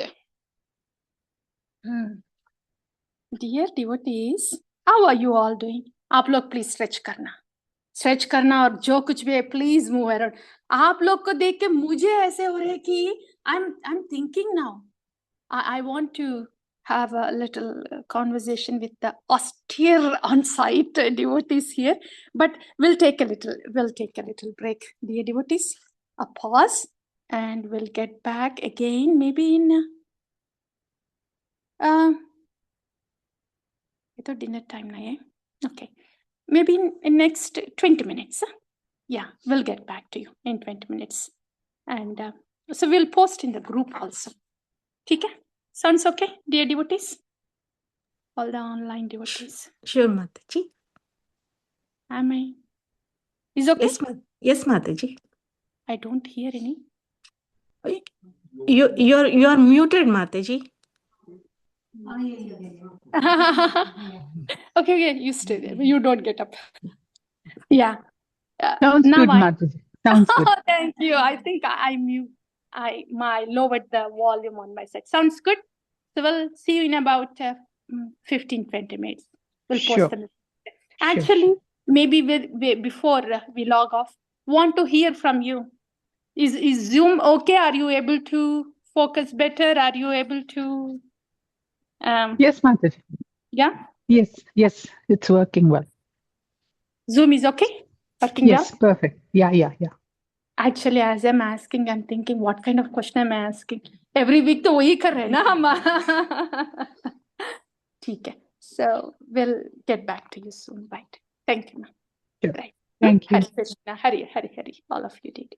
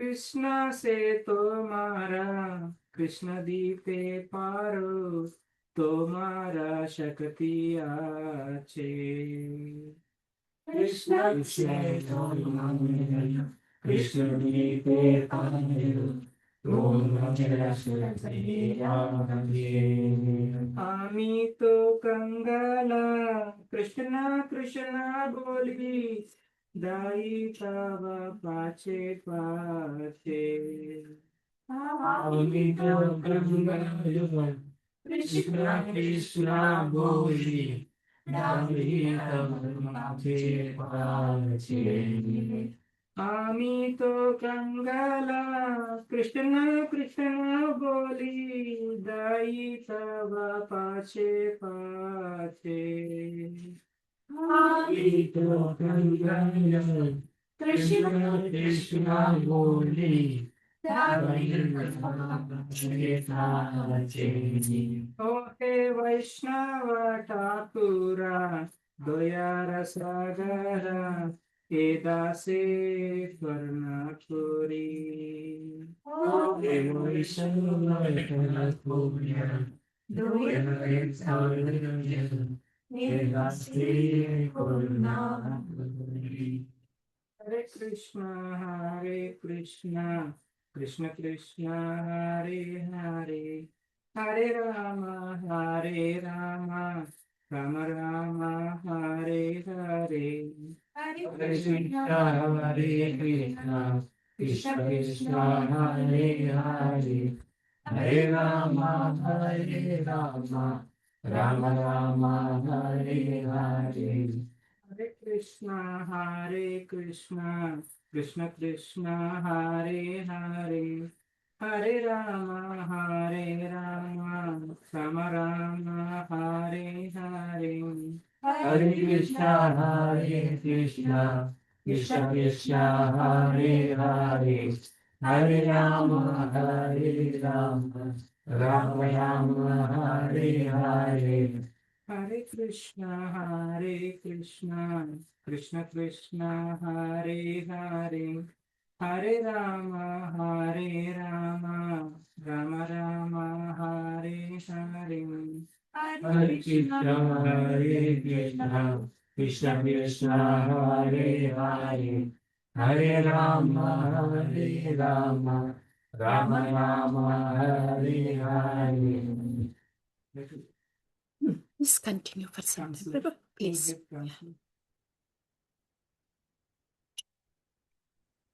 O Venerable Vaishnava, devotee of Krishna, O Ocean of Mercy, be merciful unto your servant. Give me the shade of your lotus feet and purify me. I hold on to your lotus feet. Teach me to control my six passions, rectify my six faults, bestow upon me the six qualities, and offer unto me the six kinds of holy association.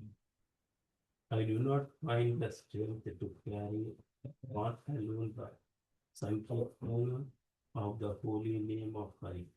Please bless me by giving me just one drop of faith with which to obtain the great pleasure of the holy name of Krishna.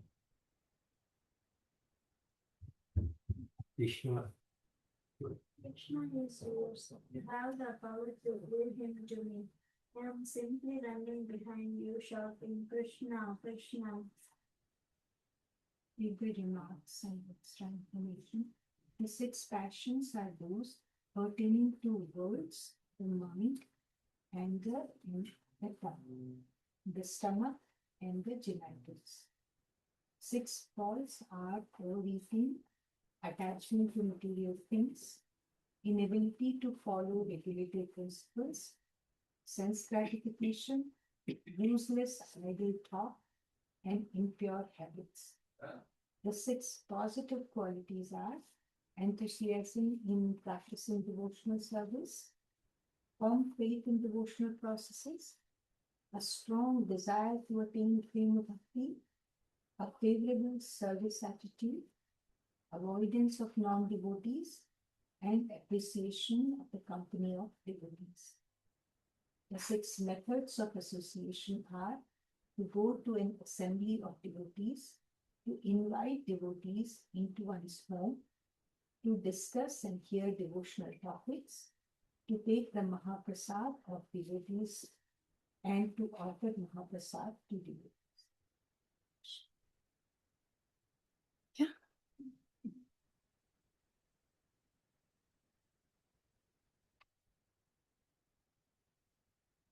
I'll read the second translation. Teach me to control my 6 passions, rectify my 6 faults, bestow upon me the 6 qualities, and offer unto me the 6 kinds of holy association.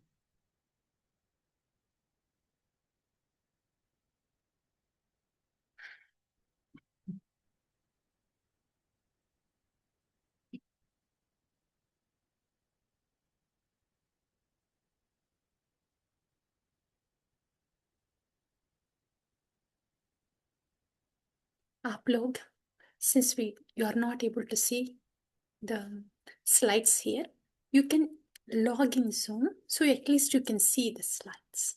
I'm sharing. Then it will be in your attention. I can connect Zoom on phone. Yeah, you could. I think. Yeah, that will be good. Yes.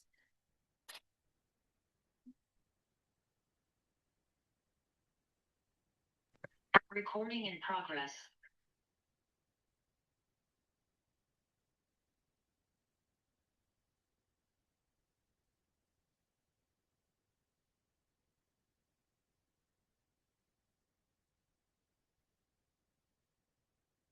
Recording in progress.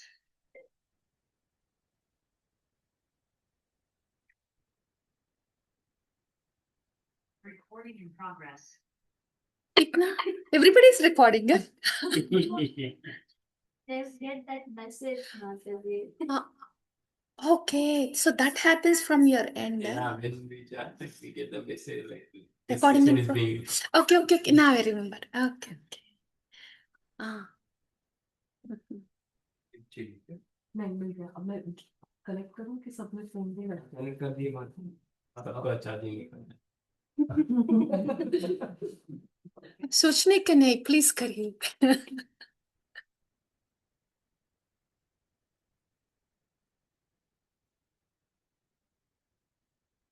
Yeah.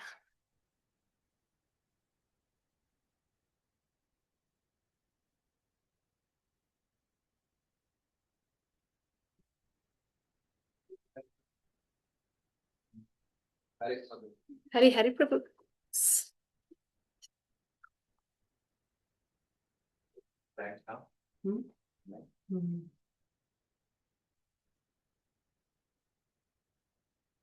So, dear devotees.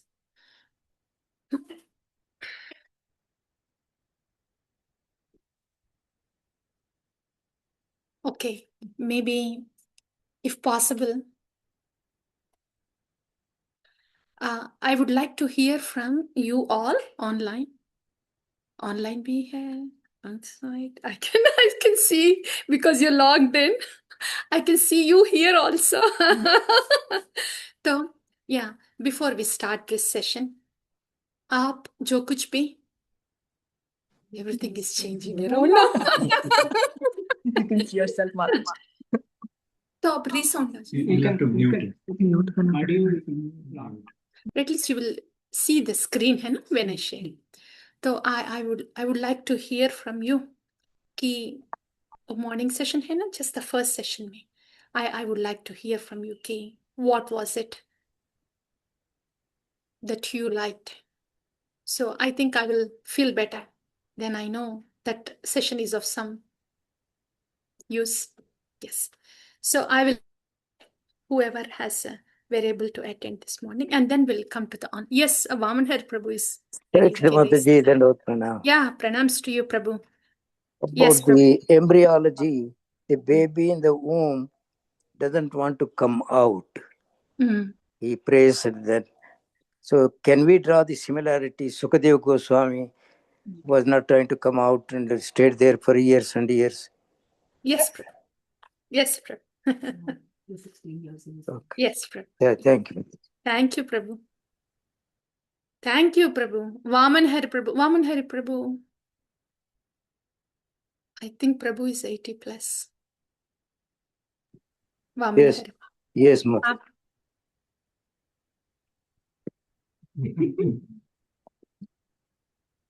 I can only offer my pranams to you, Prabhu. Please bless. Please bless. You have blessed me that I don't even have to chant. I can hold the bead bag and I'm done. That's what you blessed me with in the past. If I can hold my bead bag, that's enough. That's enough, Prabhu. Pakka. Yes, please. Thank you, Prabhu. With that blessing, I'm surviving. Thank you, Prabhu. Thank you. Yeah, devotees. When you were away, Hmm. I just, without your permission, I took the charge. And I think Deepshika Mataji shared something. So he Yes, was Mataji. studying. Yeah. Mataji, about the bhajan which we sang by Srila Bhaktivinoda Thakur, it was like as if we were reading our own life, like, you know, whatever we have done so far, it is like that. Like, I was amazed that the bhajan has everything what we, you know, go through in life. Like, if somebody reads that bhajan, they will understand. I mean, you know, you will like at least get some connection that what are, like, you know, how we go through, how we get the parental love, and we think that this is the best, you know, this is what it is. And then, you know, you study hard, you get intelligence, and then, you know, ultimately old age, and then you realize that, you know, how I wasted my whole life. Yeah. And I mean, it was like an eye opener. You know, bhajan itself, the whole thing is clear. Yeah. When I was listening and reading it for the first time, Mataji, so it was. So that's the beauty of bhajans of the acharyas. Whatever we read in Srimad Bhagavatam, 3rd canto, Garbhastuti, plight, the plan was actually to read the next chapter, but we don't have to because Srila Bhaktivinoda Thakur has summarized it all. So what Srila Bhaktivinoda Thakur sang there is these 2 chapters. Okay. So that's why the bhajans of Acharya, see, when we hear that bhajan, we heard from Srimad Bhagavatam, Garbhastuti, those 2 chapters, and the mood.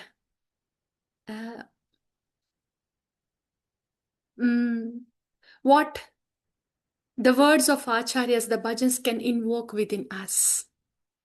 Sometimes the Shastra doesn't do that. We just read. But the same thing, when it is sung by an Acharya, the words they put in,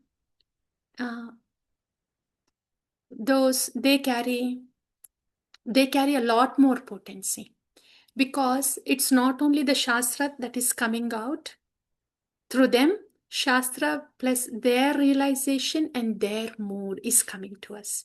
That's why bhajans of Acharya, they're very potent. Both Shastra, Tattva and Rasa combined have. Shastra can present only a recording. Prabhu, my iCloud, shall I just continue the same thing? So, yeah, Shastra can present Tattva, but not so much of Rasa. Acharya, when Acharya speak, the both of them come out. Tattva with Rasa. And the devotion that they have in their heart. Yes, Mataji. Prabhu, now... It's already. Oh, it's that... That was the message. That was the message we got. Did you start the recording? Kahan se I think we didn't turn it off. Okay, Prabhu. Today is the day, really. Okay. Yeah, thank you, Mataji. You just joined anyway. You'll be able to share later. Aap, Prabhu.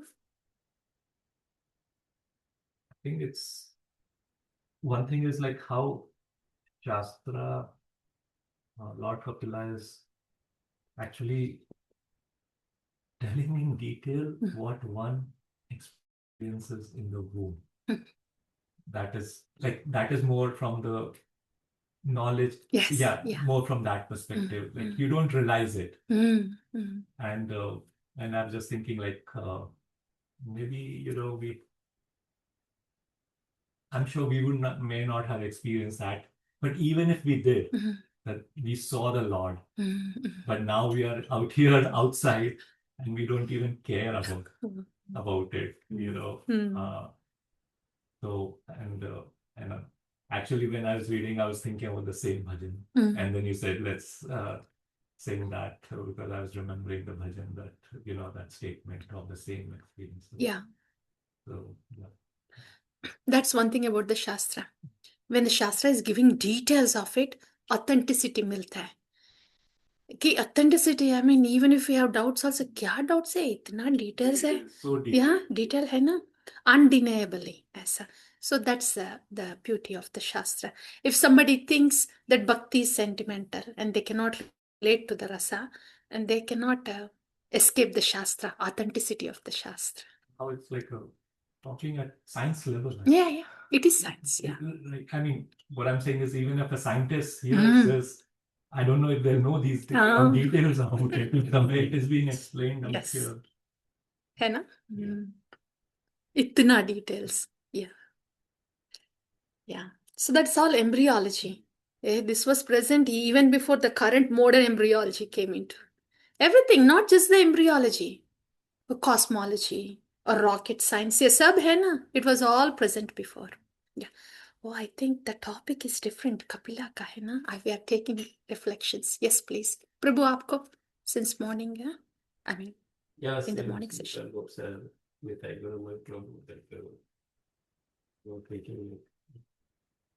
Did I really feel like that when I was in the So did I remember all the past lives? Did I really feel like okay, I'm done it? I want to be associated with you. Then as Katha was saying and Bhagavata was saying, like once we get out of the womb and Maya catches you, that's what happened. So what I'm doing. So we could relate to what was read then. Yeah. The reading was not boring. We could relate. That's all I need to know. Yeah. When we read that, what I notice is that the Shastra is giving the scientific information as well as the emotional information. That the science does not give us emotional information. They know how the fetus grows, what happens, what time, but nobody knows that what is a fetus thinking, So if we say that if the scientific information is correct, matching with the science and Shastra, then emotional information also the science is giving has to be correct. Sometimes we feel, is it really like that? But if we accept half the truth and we ignore another half of it, saying, मालूम नहीं कि truth है कि नहीं है, but that's a hypocrisy, If one half is true, then what they're saying, the emotions of the fetus are also true. And in the real world, how it is presented, if we do the ultrasound and we see the happy baby giggling there, and that's how we have thought so far. But the Shastra is saying it's not happy giggly baby inside. It is the opposite of it. He's crying, so that changes the whole perspective of living, actually. Otherwise we were thinking this is normal, it is happy, it wants to come out, then it wants to come out and enjoy the whole thing, and then we are such a good people, we are working hard, we are supporting our family, and we are living our happy life like that, and we are such a righteous people. But the Shastra says, no, it is opposite. So that's what I was thinking, Mataji. Yeah. Shastra Chakshu. Yes, Mataji. Thank you. Yeah. Maybe after this session, you will be able to give. Children taken care of? Yeah, okay. Get him. Okay. Yes, dear devotees. Maybe we'll go ahead. I think we will. Anybody, any one of you, if you would like to please share anything from the previous session. then we'll get started with the next one. Please go ahead. If you would like to share any. Nothing actually, Mataji. I think I just had one question, but you answered it as it came. It's not that all embryos are thinking or praying like this, right? Or all embryos are, is it that every soul is able to see the super soul? Only fortunate ones. Yeah, that Fortunate makes sense. Yeah. Yes. So we will go ahead with the instructions of Lord Kapila to Mother Devahuti. Yeah. Last thing. So Mataji, it's the subtle mind which is in that baby, right? In the womb. That is thinking and Yeah. That's a so subtle. if it is not doing the fortunate ones, right? So unfortunate wale kya karne hain? Like Unconscious. Unconscious. Miserable and unconscious. Like we see people around. Many are suffering. Are they praying? No. Yeah. Miserable and unconscious. Like alcoholics. Completely drunk. They are miserable but unconscious also because of life. Yeah. Yes, one small thing. Yeah. So the fetus said that you gave me or the bhajan says that you, Lord, you were there, you gave me darshan. What does, I always wonder, what does that mean? It says you gave me darshan there, but for a little while and then you abandoned me. So what does that mean? I think it was in the budget. Yeah, in the bhajan. Yeah. I mean, for the fetus to have that kind of consciousness, repenting consciousness means the presence of the Lord is perceived, at least for brief time. Otherwise, it is impossible for a jiva in such miserable condition even to think of Lord, that too in a repenting mode, and is saying, you are with me now. Actually, Shastra, Kapila was saying, baby is saying, you are with me right now, but you are unchanged, you are untouched, and I am going through the misery because of my past deeds. So wait. So he's perceiving the Paramatma? Yes. He knows Paramatma is there. He is aware of Paramatma there. Yeah. Like right now, we are not miserable and unconscious. So when we are hearing, we are aware, okay, Paramatma is inside. Aisa. We are conscious enough कि okay, Paramatma inside है के ऐसा सोचने की conscious भी है. You ask others, they are unconscious. You call them as no faith or atheistic, but unconscious of Paramatma, presence of Paramatma. ऐसा. Yes, Mataji. So, Lord Kapila, what I will do is I'll share the PowerPoint. Then it will be. Yeah. Okay. Are you able to see? No.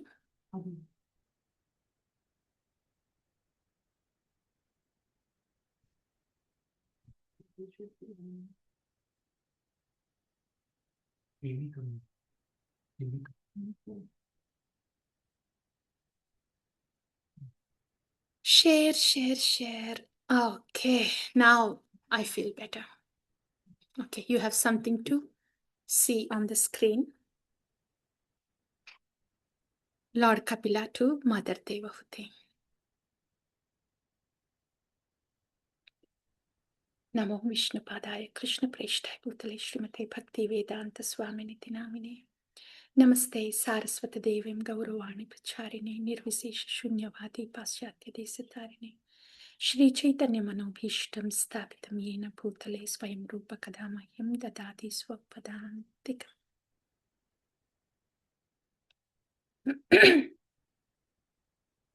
Om Namo Bhagavate Vasudevaya.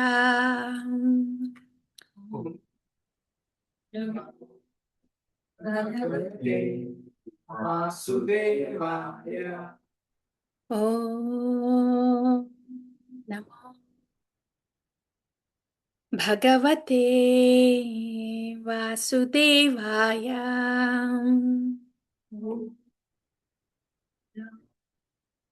Bhagavate Vasudevaya. Om Namo Bhagavate Vasudevaya.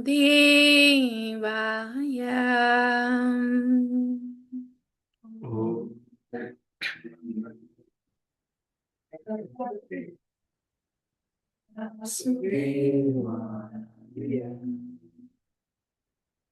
So now Mother Devahuti came to Lord Kapila. So Lord Kapila is sitting under the tree. He's in his meditation. And Mother Devahuti comes. And now she's asking.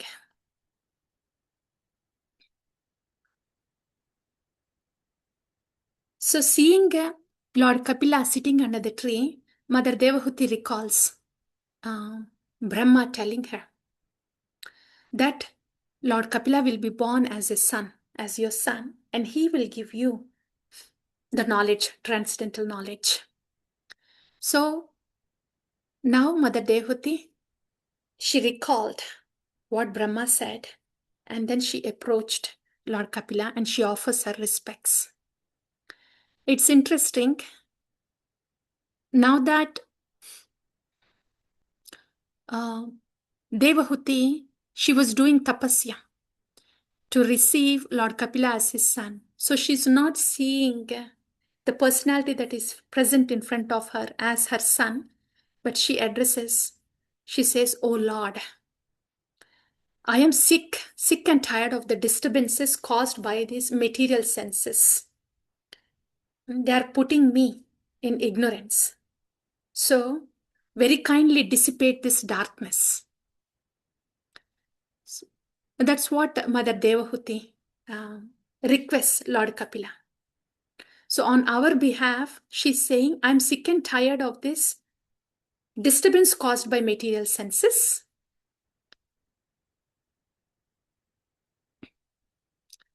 And the ignorance.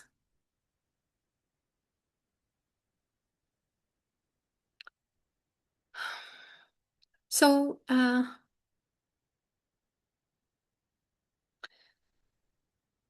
actually, Mother Devahuti, when Kardamamuni said, actually, Devahuti did not ask, but Kardamamuni was about to give.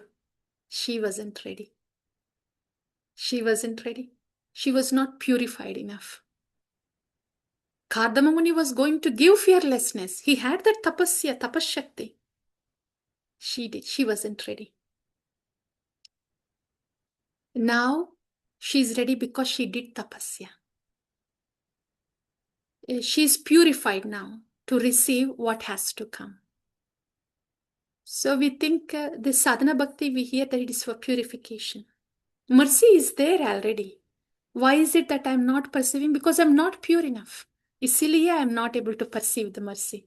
It's not that I have to earn the mercy. Mercy is already there, like for her. But when we do the tapasya every day, then we get purified. Then whatever is already there, then we are receiving it. So unless somebody is really ready, even if it's the best of the things, and they will not want it, they cannot receive it. Purification is a key factor. It is a key factor. We should understand that.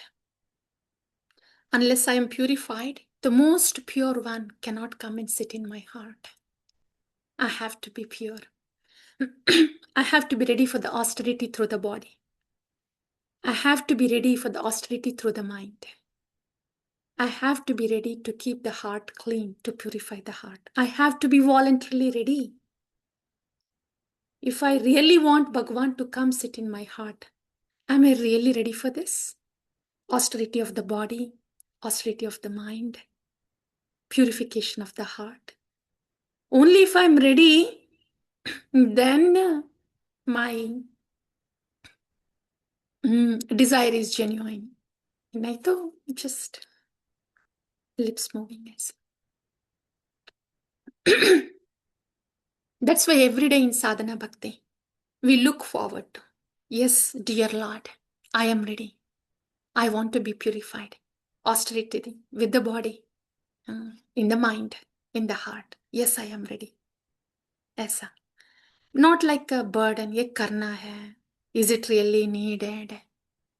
ये mechanical है. नहीं, purpose है. Purpose है, and I look forward to, and I'm willing to. Please. ऐसा. So Devahuti is ready now. इसीलिए, because Devahuti is so ready like this, whatever Lord Kapila is speaking, now she's like sponge, dry sponge. Initially, she was not dry sponge. She is all full inside. That's why she couldn't receive even when Kardam Muni wanted to give. So ye hai dry sponge. We become dry sponge after the austerities. Volunteer hai ye. These austerities are volunteer. Voluntarily. Yes, this is for you, Bhagavan. Only then the sponge will become dry. Only then the sponge becomes dry. That's all we need to do. When the sponge is dry like that, ready to receive, mercy is already there. It is flowing, so it will just flow. Aisa. So Mother Devahuti is saying, how can I? I am sick and tired of the miseries. And she also said one more beautiful thing. She knows these miseries is because of aham mameti, I and my illusion. So please dispel my illusion, aham mameti. She's coming straight to the point. She's not even saying, why am I miserable? Itna acha point hai. Miseries are only because of aham mameti. Mane miseries are only because of my software of aham mameti. Not so much because of outside. Straight to the point, Mother Devahuti. Then what is Lord Kapila saying? Okay. To dispel that illusion, I will speak Adhyatmika Yoga. And that has Adhyatmika Yoga can be done by Bhakti, Jnana, or Ashtanga Yoga. These three things. And in these three things, why are we doing these three things?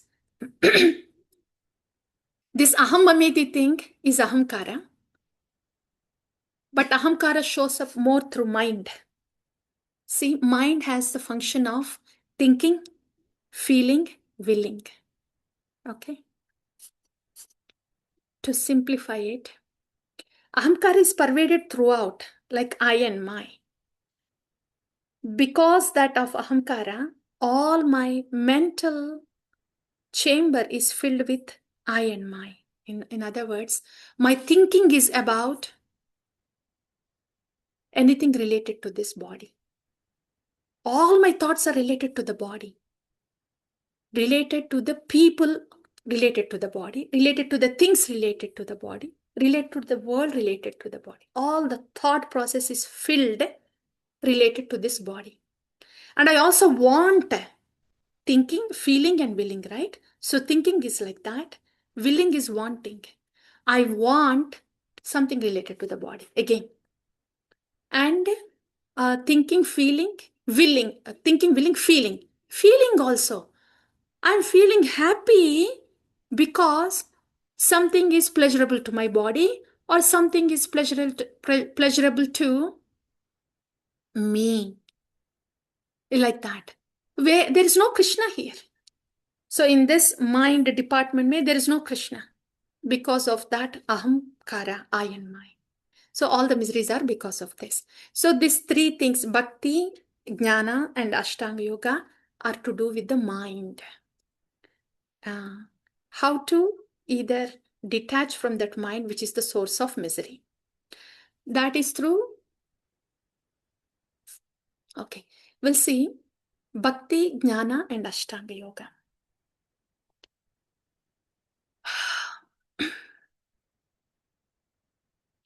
Jnana yoga is aham brahmasmi. I am spirit soul. Then what will happen to thinking, feeling, willing? Okay. In a conditioned state, thinking, feeling, willing is My thoughts are about me, what to get for me, what I like, what I don't like. I feel good, I don't feel good. Everything pertaining to this body. When I'm conditioned, when I'm captured by mind. In Jnana Yoga, Aham Brahmasmi is saying, you are soul. Mane, what is the function of mind here? There is nothing for mind to think, thinking, feeling, willing. I am soul, Hena. So what? Then the thinking is you have to think about the soul. Feeling is about the soul. And if there is a desire about the soul. But the Jnana Yoga is Aham Brahmasmi. When I am soul, when I am pure consciousness, everything else other than this is neti, neti, illusion, illusion. This is a theory behind the Jnana Yoga. So, in other words, a true Jnana Yogi, in the line of Shankaracharya, we know what a Bhakti Yogi does. Okay? We want to get connected to Krishna. What does a Jnana Yogi do? Jnana Yogi, they want to just see themselves as consciousness. That's all. Okay? What they do is, in the line of Shankaracharya, other than the pure consciousness, everything we see, feel, everything is illusion. So they want to be situated in the consciousness. Get disconnected with everything else. A very technical ka hai Jnana Yogi. So what they do is, soon after 5-6 years like that, they just go to the forest. Because according to the philosophy in Jnana Yoga, I am pure consciousness. It means this body is illusion. This house is illusion. The people I see is illusion. What I'm thinking is illusion. Any thought that comes to me is illusion. Everything is illusion. Everything is illusion. They want to be in that state. It means there are no thoughts. No thoughts. Yeah. No thoughts is nirvana, but there is a nirvana, Buddhism and impersonalism. They are very close. In any case, at least we understood the theory. For a true Jnana Yogi, there is zero thought. Still, pakka still hai. Because they just want to be still. Consciousness, pure consciousness. Itna theoretical lag raha hai na? But they want to get to that state. So what they do is this. They just go to the forest, even when they're child. They go to forest. They do the same thing as Ashtanga Yoga. They also do Ashtanga Yoga. Yama, Niyama, they are all common. Do's and don'ts are common for any discipline. Bhakti Yoga, Jnana Yoga, Ashtanga Yoga. So these Jnana Yogis, they also do the Yama, Niyama because they want to get to this state of stillness, being just the consciousness. It means they have to get out of the bodily platform, get out of the mind also. So for that, one has to do Ashtanga Yoga. So that's why the Jnana Yogis also, they go to the forest, they do the do's and don'ts, and they do the asana, pranayama, everything. They also go into meditation. Their goal is also Paramatma, but not the effulgence of Paramatma. That's the goal of the Jnana Yogis. That's why Ashtanga Yogis are Jnana Yogis. Externally, their doings are the same. Yama, Niyama. Actually, we are covering both. Ashtanga Yoga, Jnana Yoga. What the Ashta Anga, the 8 Angas are. Yama, Niyama. Do this, don't do this. Okay? By doing this, by following do's and don'ts, one gains control over the senses. The 4 regulative principles that we have is first thing is to gain control over the senses. In Adhyatmika Yoga, in these 3 things, Bhakti or Jnana or Ashtanga Yoga, first thing is to gain control over the senses. For that, do's and don'ts are necessary. Everybody follows that. Okay? Then after that, both in Jnana Yoga and Yoga, they have to gain control over the body now. Because they have to sit and do tapasya for months together. Means they have to gain full control over the body. They cannot move because they will be focusing within. They have to focus, do the meditation on Paramatma. So to reach that state, they have to sit still for months together. It means they have to gain control over the body. That's why they do the asanas. They make the body very flexible. That is gaining control over the body. So ho gaya, gaining control over the senses with do's and don'ts, gaining control over the body. And then because they have to sit for such months together, so body is not disturbing anymore. But the life air hai na, even this disturbance also has to go away. It means they have to breathe as minimal as possible.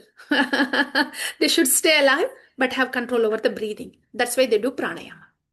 Okay, to gain control over the life air. So external control aa gaya. Senses. So no disturbances from the senses. This is all to take away the disturbances for their meditation. अंदर का meditation होना है ना, भगवान का परमात्मा का realization होना है ना. So whatever obstacles or disturbances would come, they are getting over those, each one at a time.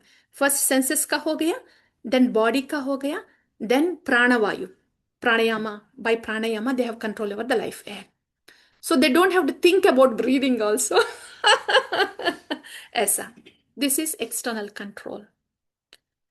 For an Ashtanga yogi or for a Jnana yogi, they can practice this while being in the society. They could do that. But for the rest of it, the control of the mind, pratyahara, they have to go to the forest. Because pratyahara is to withdraw the mind. They cannot be just in the society interacting and then withdraw the mind. They cannot do that. So if somebody is really serious, an Ashtanga yogi or Jnana yogi, this is Yoga Ruda and Yoga Rukshu. For this Pratyahara state, they go to the forest. That's why all the Jnana yogis also, if they have to be Brahman realized, they have to go to the forest for the second step. Even the Ashtanga yogis also, for Paramatma realization, for the second half of it, from Pratyahara, they have to go to the forest. Once they go to the forest, they sit for a long time. External control ho gaya, ab internal mind ka. When the mind is going to different people, subject matter, objects, etc., they withdraw. So mechanically withdraw the mind is pratyahara, gaining control. Why like that?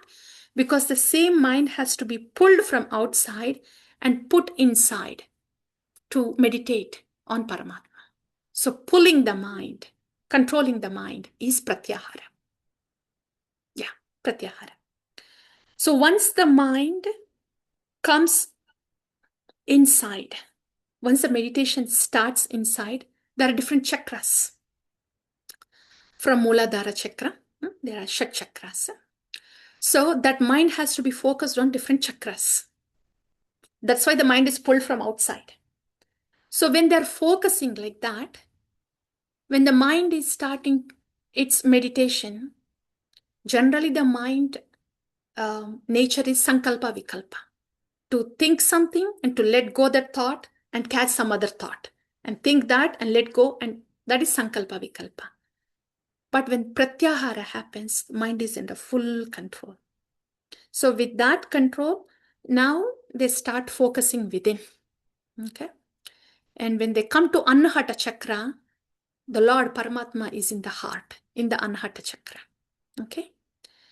So after pratyahara comes dharana. Dharana means the meditation is just starting. So they will be able to see the Lord in the Paramatma. Like in, a bird's eye view, aisa, not the close-up, just a bird's eye view.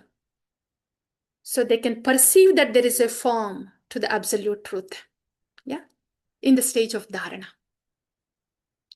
This is same for both Jnana yogis and Ashtanga yogis. Okay, dharana, that is perceiving Paramatma, the form. Oh, absolute truth has a form. Okay, then comes dhyana. Dhyana is specifically meditation on each transcendental limb of Bhagavan, starting from the lotus feet. Dhyana. in the next coming chapters, there are beautiful verses. How the Lord in the heart looks like. Those verses are there. Maybe we'll cover that tomorrow. But that is dhyana. When the meditation gets deeper, dharana becomes dhyana. Yeah. And the next one is samadhi. Samadhi is they're so much absorbed in the meditation of Paramatma within, they forget that there is this external body, samadhi. So this is the sequence, both for the Ashtanga yogis and Jnana yogis. Okay.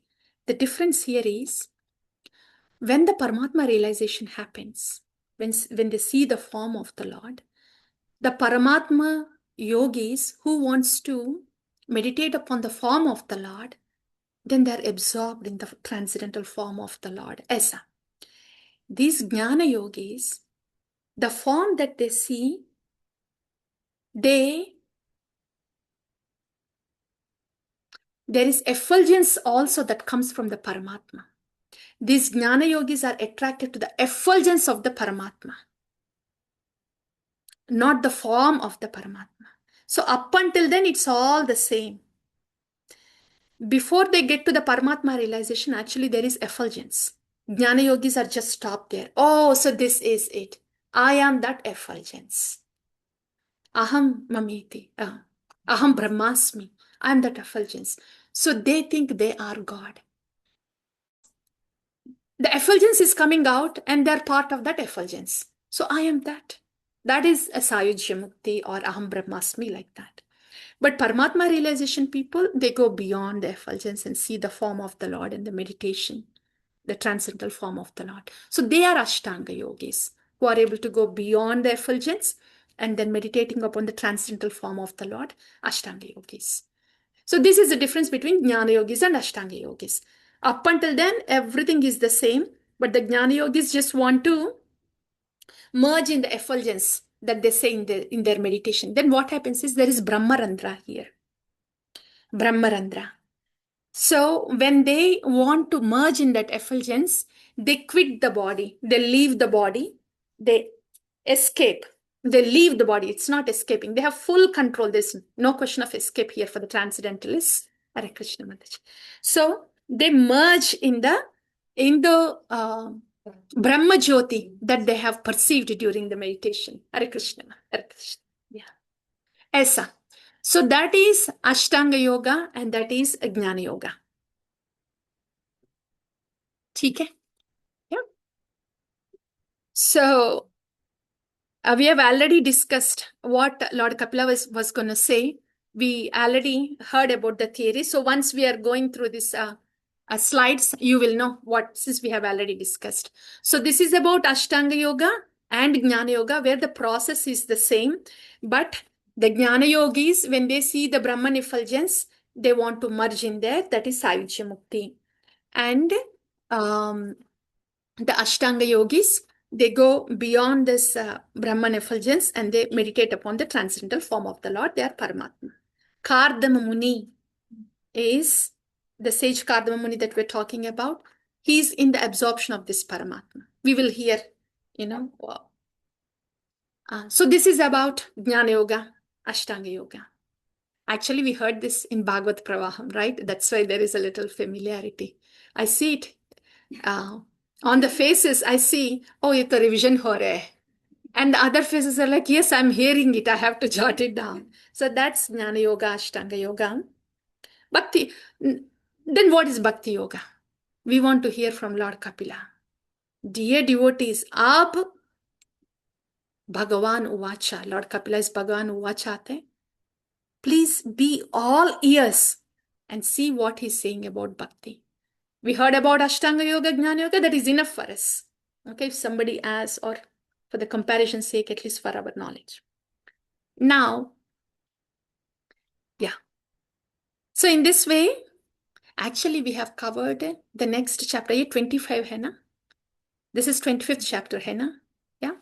I think what we have covered is, this is 25th hai na? Yeah, I think so. Yeah, Lord. It's okay. But what I'm saying is, the next one is Jnana. Past that one is Yoga. we have covered all that now just by, giving this brief information. So now we want to, so Lord Kapila, he's saying Adhyatmika yoga can be done as bhakti or as a jnana yoga or ashtanga yoga. Mind is the pivot which is attached to the matter. That we were discussing about the mind, right? So when pratyahara is the key. That's where the mind is drawn, right? So when mind is withdrawn from outside, then the miseries are gone. Both in Jnana Yoga and Ashtanga Yoga, pratyahara is the key. Pratyahara is the key. Self-realization is not there completely yet. Merging in the Brahman or Paramatma realization is not there yet. But just by withdrawing the mind from external, the miseries will be mitigated. That is the key. Then, what is it comparing for us in Bhakti Yoga? Why are we having the miseries then? Is it anything different in Bhakti Yoga? Both in Jnana Yoga and Ashtanga Yoga, just with Pratyahara, miseries are gone away. Then what? How about Bhakti Yoga? Miseries are for the purification. Mind gets purified in Bhakti Yoga. In Jnana Yoga and Ashtanga Yoga, mind gets controlled. Yeah. Yes. When we doubted everything to Krishna, then miseries will go. Okay. In Bhakti. Okay. Yeah. Yes. Yeah. No right or wrong answer. Yes, sir, right? I think we'll save this for the discussion. Yeah, we'll save it for the discussion part. So that's Pratyahara. And then Mother Devahuti, she's asking, okay, when Lord Kapila is saying mind is the pivot. So all these yogas, Bhakti Yoga, Ashtanga Yoga, Jnana Yoga, it's all about controlling the mind. Controlling the mind, purification of mind, but mind, about the mind. Liberation from the mind or control from the mind. Then the next question, Mother Devahuti is saying, okay, then what are the symptoms of a liberated person who is liberated from this mind, clutches of mind? Oh, the shloka is not here. The, beautiful one. This is not the PowerPoint. Oh, yeah. Good. Yes, yeah. What are those symptoms of liberated mind? Okay, so the symptoms of liberated mind. A sadhu is the one that is liberated from the mind. So how do you know one is sadhu? Titikshava karunikaha suhruda sarvadehinam ajata shatrava shantaha sadhava sadhu bhushanam. And actually this response is liberation, symptoms of liberated mind. Lord Kapila gives the symptoms of liberated mind, and this is all possible by Bhakti Yoga, Ashtanga Yoga, and Jnana Yoga. But amongst all these three, Lord Kapila is saying, even if you take up Ashtanga Yoga or Jnana Yoga, without Bhakti you cannot do it. See how? Because in Jnana Yoga or Ashtanga Yoga, the whole focus is to the Paramatma directly or to the effulgence coming from the Paramatma. So their goal is also same. Anybody going towards Bhagavan is Bhakti. Right? Pure or not is different. That is also Bhakti. So they, without their goaling being Paramatma or effulgence coming from Paramatma, they don't have a process to do. What are they going to do? Controlling the senses and the body and the mind for what? For this. So isliye bol rahe. Without Bhakti, there is no Jnana Yoga, there is no Ashtanga Yoga. Because their goal is that either Paramatma or from the Paramatma. Like that. And that's why perfection in yoga is not possible without bhakti. Oh, bolne ke baad, now the focus comes to bhakti. Okay. Then Mother Devahuti asks, okay, if bhakti is the most potent one, how can I get bhakti? Mother Devahuti is asking. And then Lord Kapila is saying, Prasangamajaram pasham atmanah kavayo viduhu sayeva sadhu sukruto mokshadvaram apavritam.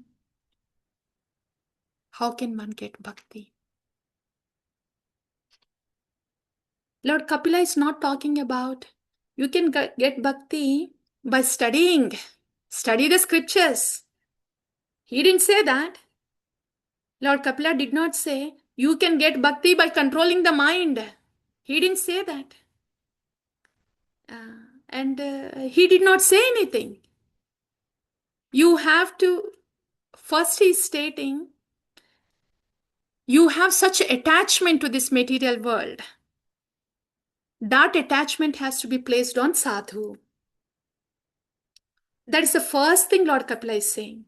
It means it's not by anything of yours that you can get bhakti. If at all you have to do something to get bhakti, put your attachment on the sadhu. Not by Googling, not by ChatGPT, not by knowing Vedas, reciting Vedas, not by very beautifully speculating and presenting, not by doing things very perfectly outside. None of what I do.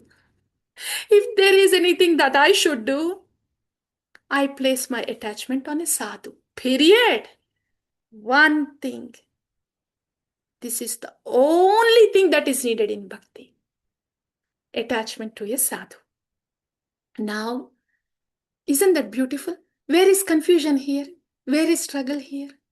Yahan bhag ke, wahan bhag ke, ye come up with this, come up with that. Kuch bhi nahi. If there is only one thing, if there is anything to do at all, that is only one thing, place your attachment on the sadhu.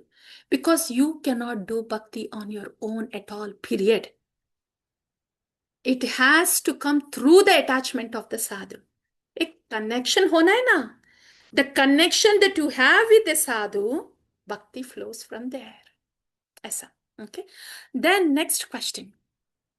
Then how do I know one is sadhu? Yes, I want to really get attached to the sadhu. Why do you want to get attached to the sadhu? For bhakti, yes. But without that attachment to the sadhu, the detachment from the material world will not happen. Prasangam ajaram pasham. You do the tapasya upside down also. The detachment from this material world cannot come. The software inside aham mameti, that is not going to go away.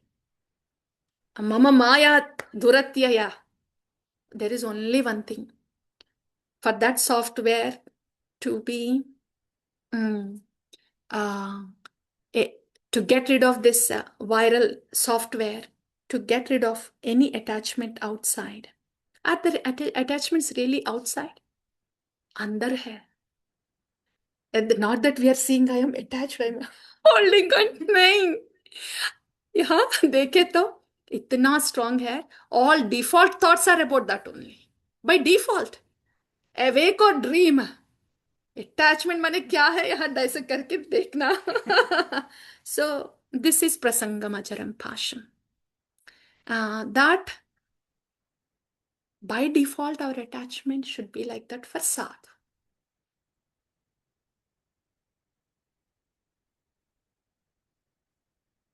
If we want to get bhakti. If we want to get bhakti.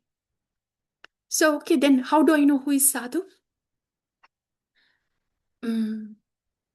Externally.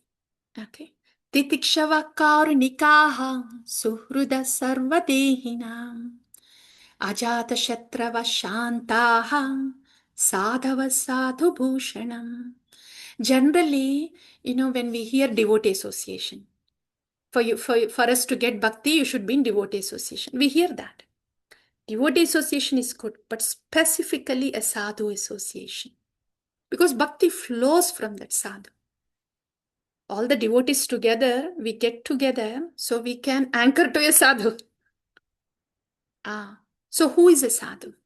From whom does this bhakti flow? How can I identify? They are very tolerant. Titikshava. Karunikaha. They are very kind. These are all the things that we can see from outside. इतना tolerance है. इतना kind है. Titikshava Karunikaha. Suhrudo. Well-wishing friend. Suhrudo Sarvadehinam. Well-wishing friend of everybody. Ajata Shatra Shantaha.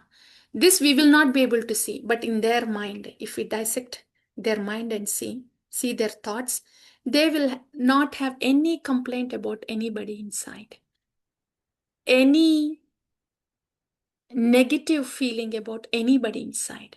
Even if others are thinking he is the enemy, but he doesn't think like that to others. That's when they are called Ajata Shatra, like Yudhishthira hai and Duryodhana hai. Duryodhana is clearly thinking Yudhishthira is the enemy. But Yudhishthira is not thinking Duryodhana as enemy. That's why Yudhishthira is called Ajata Shatrava. One who does not consider anybody as their enemy. So that is Sadhu. Ajata Shatrava. Shantaha. Of course they will be peaceful because they don't see anybody as an enemy. Ajata Shatrava Shantaha. Yeah.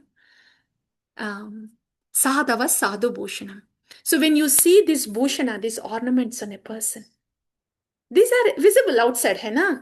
Andar ka we may not be able to know, but these are visible outside. How tolerant, how merciful, itna and well-wisher of everybody. Aisa. So then you know that that person is a sadhu. To that sadhu you get attached. Really, this is very wonderful. Yes, I want to get attached to that sadhu. But where is this coming from? This is extraordinary. कहाँ से आ रही है? मयि अनन्येन भावेन भक्तिं कुर्वन्ति ये दृढाम् मत्कृत्या मत्कृते त्यक्त कर्मणास् मत्कृते त्यक्त कर्मणास् त्यक्ता स्वजन बान्धवाः. For this person to have these qualities outside, he must be doing something inside. क्या generate? What is the generator inside that it is giving all this outside?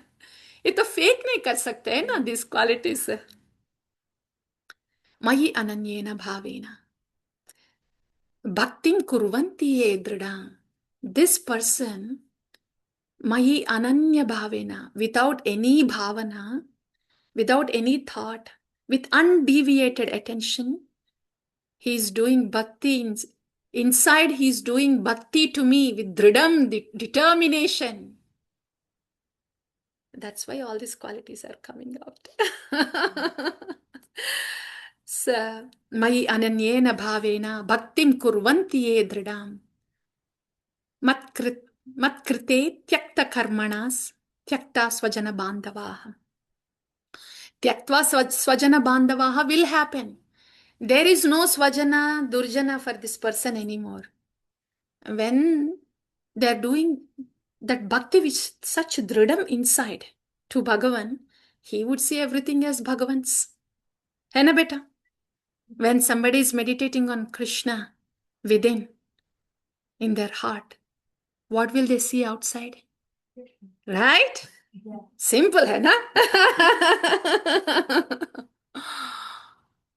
Yo mam pashyati sarvatra sarvam cha mayi pashyati tasyaham na pranashyami sachame na pranashyati.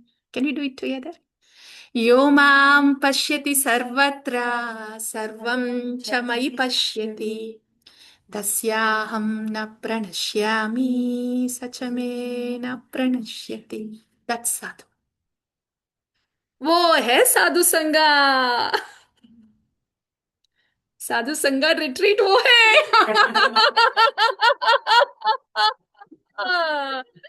वो है साधु संगा retreat. Now you can imagine.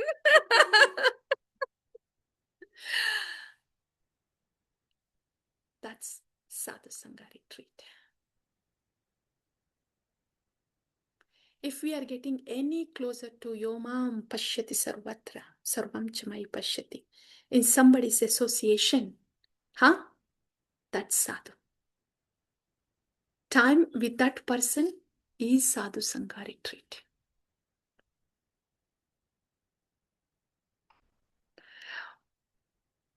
So, dear devotees, now Lord Kapila is saying, when you have that kind of attachment to that sadhu, what happens? Satam prasangam mama virya samvido bhavanti hritkarna rasayana kataha tajjoshanadasau apavargavatmani shraddharatir bhaktir anukramishyati. The whole bhakti is happening here. When you are in the sangha of such a sadhu, satam prasangam mama virya samvido. When this satam here means the sadhu, santa. Now we know who is santa, who is sadhu. When that sadhu speaks, when they do the prasangam of mama virya samvido, when they speak about Bhagavan, when sadhu of such caliber speaks, such devotion speaks, with such love of God in his heart, that also is there. Yeah, it will come. When a sadhu speaks, a sadhu like that, Bhavanti hritkarna rasayana kataha. We don't have to do anything, dear devotees. We don't have to struggle in bhakti. बस ऐसे कथा सुनते तो from them again, Devahuti is very much pure, ready and purified hai, a dry sponge hai. So इसीलिए when we are dry sponge like this, all we have to do is hear the katha from such kind of sadhu. Then what happens? Bhavanti hritkarna rasayana kataha. Whatever hritkarna rasayana katha. When they speak, the Krishna katha enters as nectar and it cuts the knots in the hearts that is troublesome in our heart. Tad joshanat asau apavargavatmani. Joshanat is, can we please look up for the meaning? I think Joshanat is giving pleasure. Asau apavargavatmani. Apavarga is path of liberation. Beyond pa, bhama. Those are beyond apavarga is liberation. So when we hear the katha from such kind of sadhus, that rasayana, that medicine will cut the knots in the heart and puts us in the threshold of liberation. And then what happens? What? Doesn't it end there? Liberation is all right? No. Past liberation, Shraddha, Ratir, Bhaktir, Anukramishyati. One after the other. Anukramishyati is one after the other. Shraddha, Ratir, Bhaktir. Here, Shraddha, Ratir is Ruchi, Bhaktir is pure Bhakti. So when this Bhavanti Hritkarna, when the knots of in the heart are cut, that is all the Anardanivritti is gone, Nishta is gone, and past Nishta, Ratir and pure Bhakti. They all happen one by one. All these things happen by Satam Prasangam Mama Virya Samvida. By hearing the Mama Virya Samvida, Krishna Katha from those sadhus. Sadhus, we have heard who is sadhu. So this is what Lord Kapila says.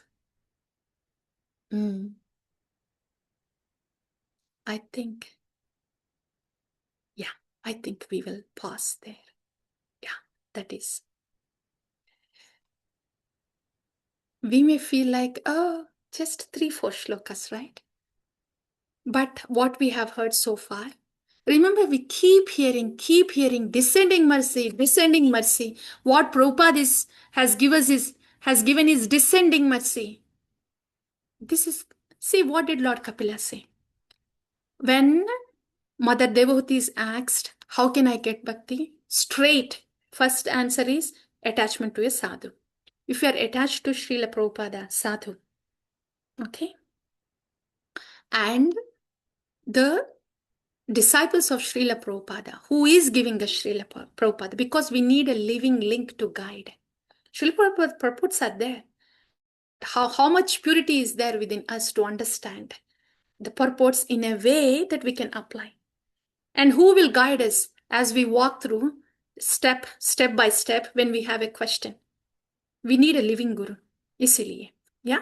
So Prabhupada is there, and whoever is giving us Prabhupada, our Gurudevs, when we have attachment to them, that is, having attachment to them means, dear devotees, to such an extent that we are not troubled with any other attachments of this world. That's when we say that is, I'm attached to.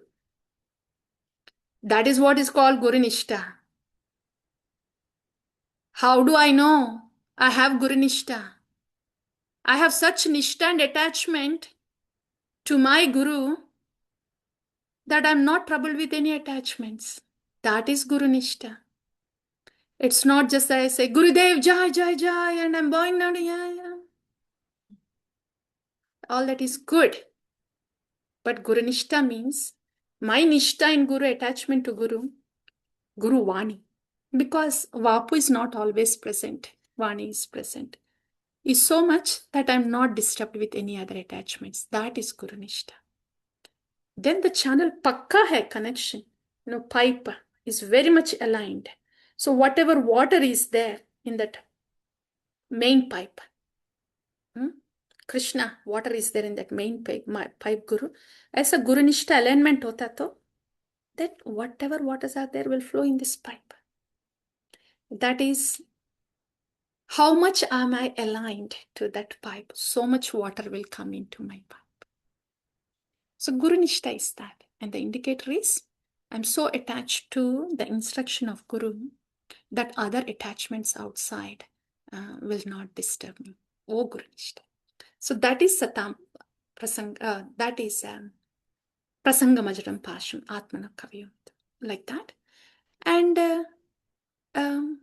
so when that kind of attachment is there, you are like a dry sponge. Isn't that dry sponge? You don't have, not bothered by anything else outside, other attachments, but totally geared to receive what comes from there. Dry sponge. तब ये सब हो जाएगा. श्रद्धा भक्ति रतिर अनुक्रमिष्यति. तब हो जाएगा. Because alignment has happened, all the water that is there in that pipe will flow. This is Raga Bhakti. This is receiving descending mercy as such. Such great attachment to sadhu. Attachment is Raga. Here, Lord Kapila is using this word, Prasanga Madar, Ajaram Pasham, Atmana Kavayo Vidu, Sayeva Sadhu Sukruto, Ajaram Pasham. Pasham is that a bond, Raga, attachment. Whatever you have at the outside, you place it on sadhu. So basically, all this description is about Raga Bhakti. My Raga, attachment that have to anything of this world, when I put this Raga, attachment, to a sadhu, then Satam Prasangam Mama Veera Samvido, when that sadhu speaks, then all the water that is there in that big pipe will flow into this pipe. Because all the Raga is there, right? So this is Raga Bhakti.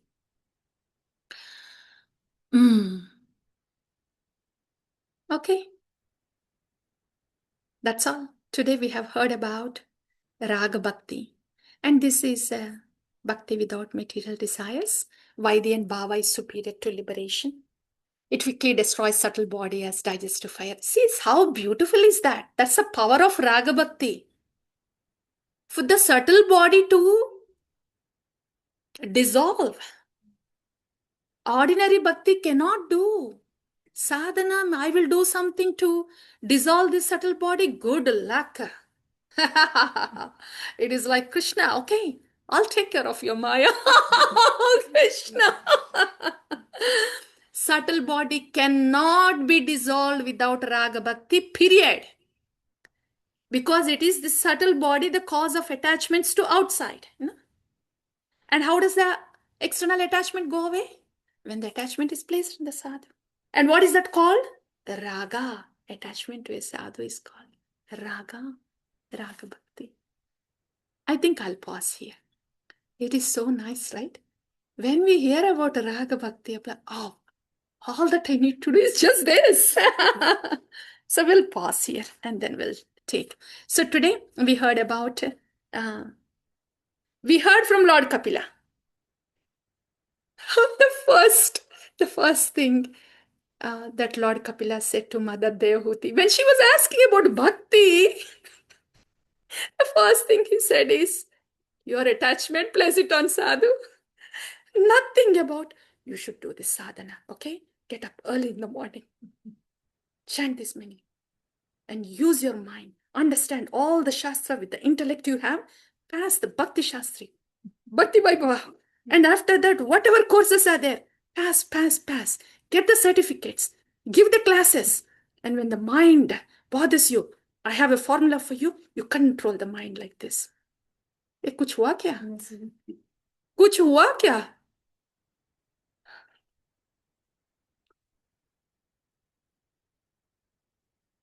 Have raga for sadhu. If you want bhakti, have raga for sadhu. And sadhu description is given anyway. It is miraculous. Like Lord Kapila is saying, you don't have to do anything. Everything happens one after the other like that.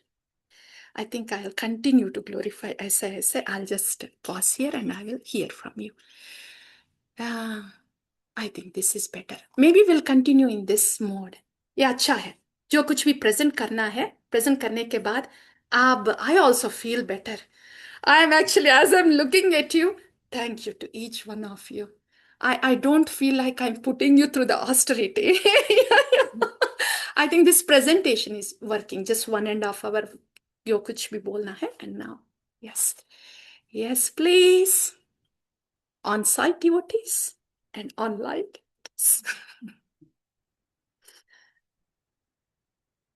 Okay. Yes. Thank you, Pradipta. Okay.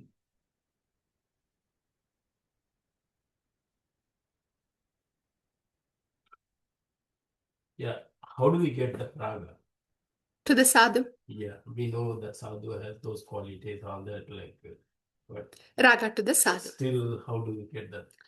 Okay. So Harivenu's Prabhu's question is, how do we get raga to that sadhu? Okay. We'll just take the questions first. Yeah. Or kuch reflections. I think. Yeah. What Prabhu has asked, especially in the setting we have right now. Okay. It is very easy to get attached to the person right next to us who is giving us Krishna. But it is said that the attachment should be on the pure devotee, which is far away, and then it becomes via medium kind of, right? So then how will it work? Extension of your question. Oh, Henna yes. Prabhu? Yes. Yeah. I also have an extension. Yes, please. Are you able to hear online devotees? Thank you for I was Yes, able to Mataji. hear Jyotsna Mataji. Mm. Little feebly, but I got it. But I don't know if everyone else got it. Yeah. Before, actually, dear devotees online, feel free to turn on your video if it's okay with you. That is also fine. So yes, Harivendu Prabhu's question was, how do we get attachment to the sadhu? And Jyotsna Mataji's extension of the same question is, especially in this setting, in ISKCON that we have, where we don't have direct association of the sadhu all the time, but the devotees who are next to us. So how to get attachment to the sadhus through the devotees that we have next to us. That was Josna Mataji's. Actually, my question is that living in this material world, even if we get that raga bhakti, how do you consistently keep up with that raga bhakti throughout? Oh, Because you are in this Maya world. okay, that question का answer अभी दूंगी मैं. राग भक्ति माने क्या है? It's not. राग भक्ति माने ऐसे है. लोटस फ्लावर है ना? It is in the muddy water. Does it get muddy? No. राग भक्ति वो है. So even though you are here, Oh, I mean, your attraction to the Raga Bhakta and Bhagwan is so much, nothing else really bothers you.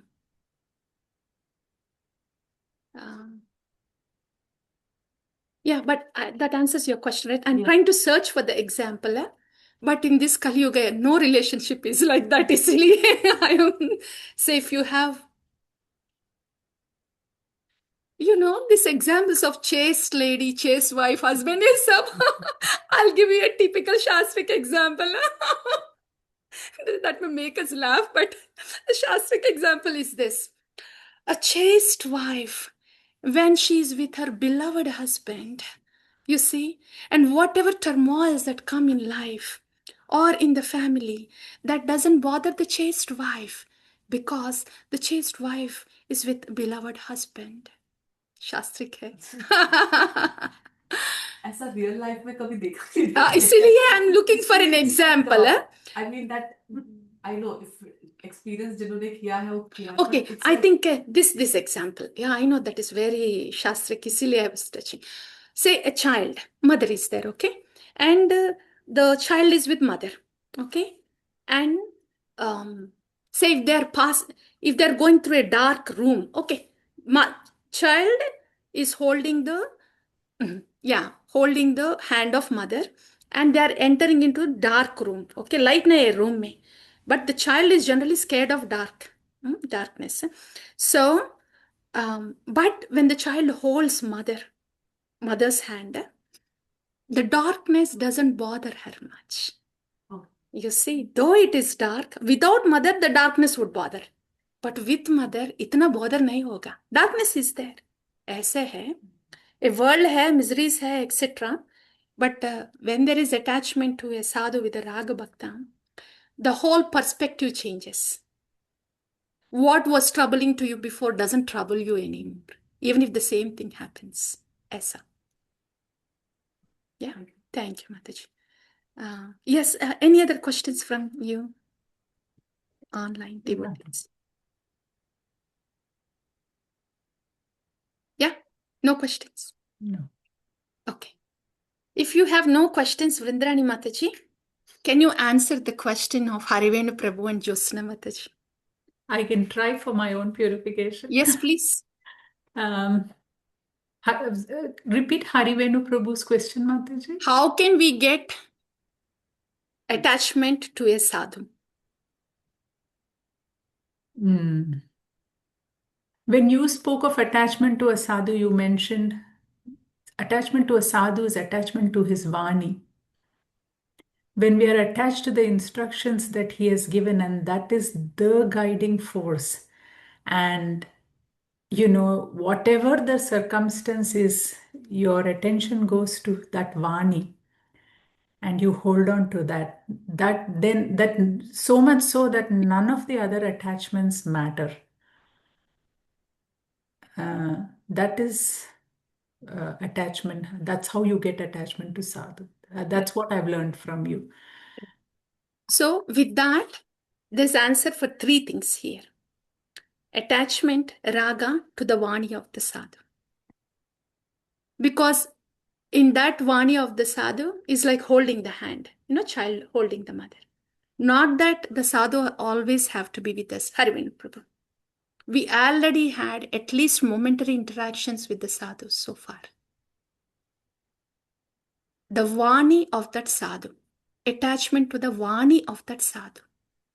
Even if we are having the devotees around that we are attached to, how much of their association is increasing my attachment to the Vani of that sadhu.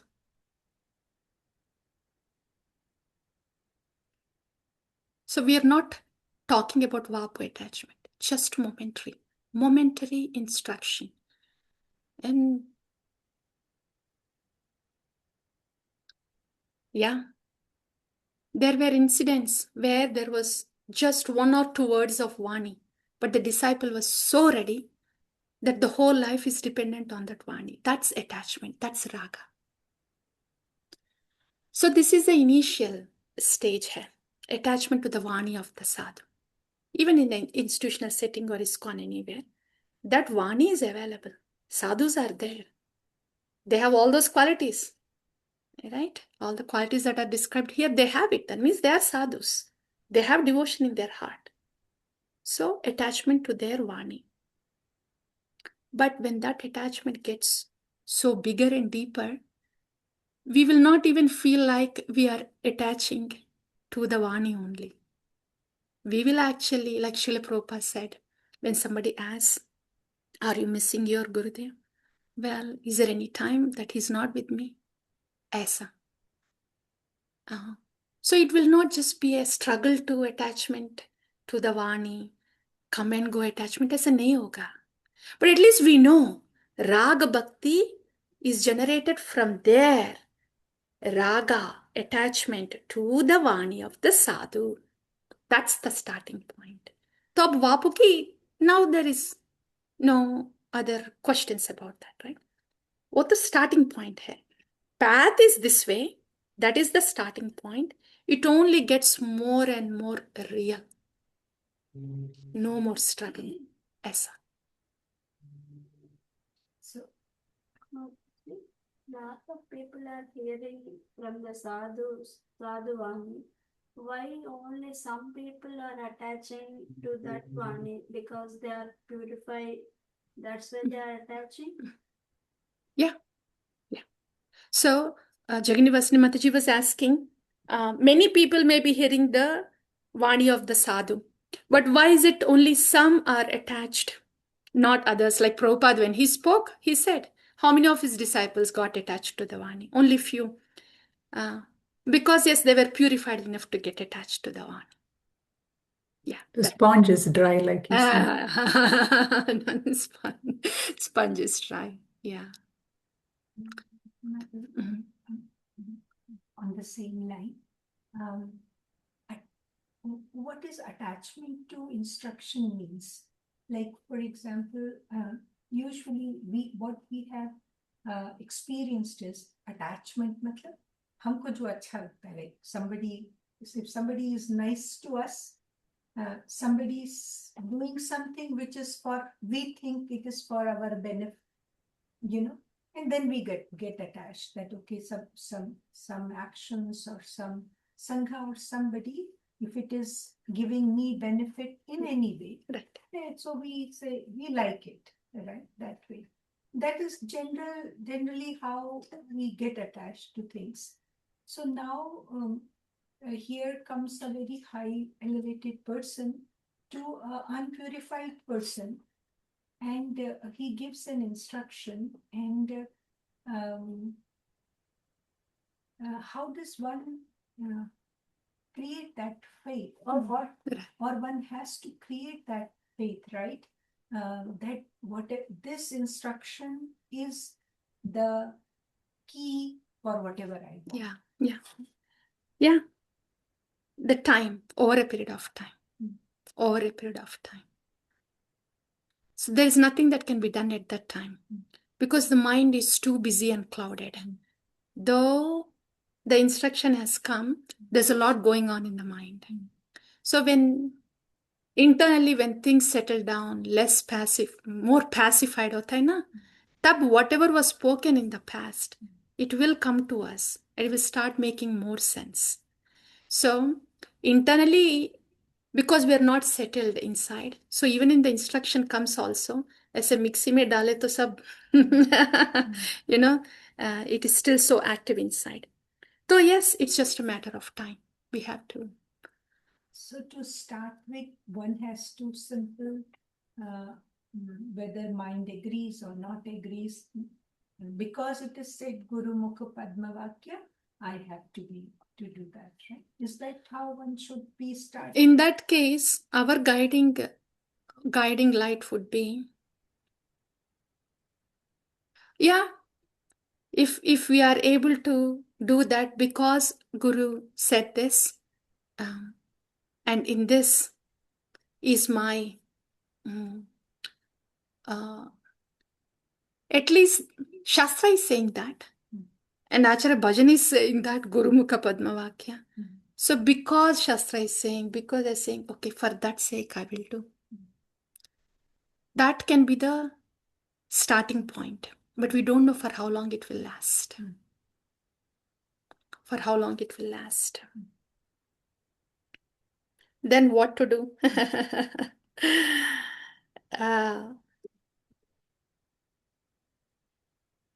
Then what to do? Anybody else?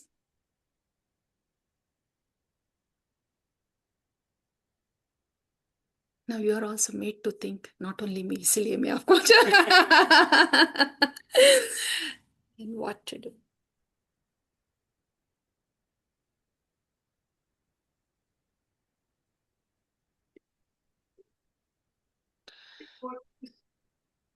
The thing is, initially for us, it's hard to put faith on a person when we're just starting in bhakti.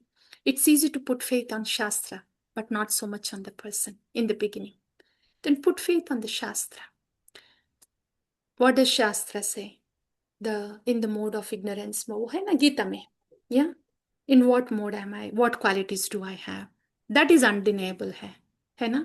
Okay, what is it in bhakti that is making me go towards goodness at least? Wo karna. Shastra. That is faith and guidance from Shastra. Then that automatically settles us down inside. Yeah? And then whatever instruction was given in the past, then we don't do it with such a force and reluctance. Then we can relate to it a little more. So Gurumukha Padmavakya directly means that can be hard sometimes in the beginning, but Shastra, yeah, the same thing, Mataji. It will be it's the same thing saying again. These questions will come. What is my consciousness when I am placing this question? Oh, Bhagavad Gita bolte hai na. Okay, what are my qualities now? Because these questions, when they are coming, when we still have the ignorance, passion, all these things, even though there is an answer, we will be able to relate to it and take it when we are settled down inside. So whatever helps us in bhakti to head in that direction, we have those qualities of goodness, tab everything will start making sense. Then we will be able to relate to that person. Then baad mein Gurumukha Padma Vakya. This is for somebody who has difficulty in just following what somebody is saying. Do it because Shastra is saying. And go in a direction that Shastra is guiding you. Then when you become more pacified inside, then you will be able to connect to the person and to the instruction. By that time, the faith also increases. Aisa. Because there has to be some guide. Shastra is the guide.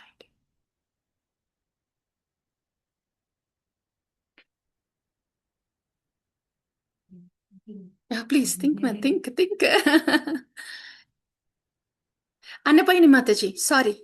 You raise the hand. Kuch hai? Hare Krishna Mataji, Dandavat Pranam. Please accept my humble obeisance. Mataji, when we are in Raga Bhakti with Sadhu, so what happens, Mataji, actually means we can recognize that we are in Raga Bhakti, Mataji?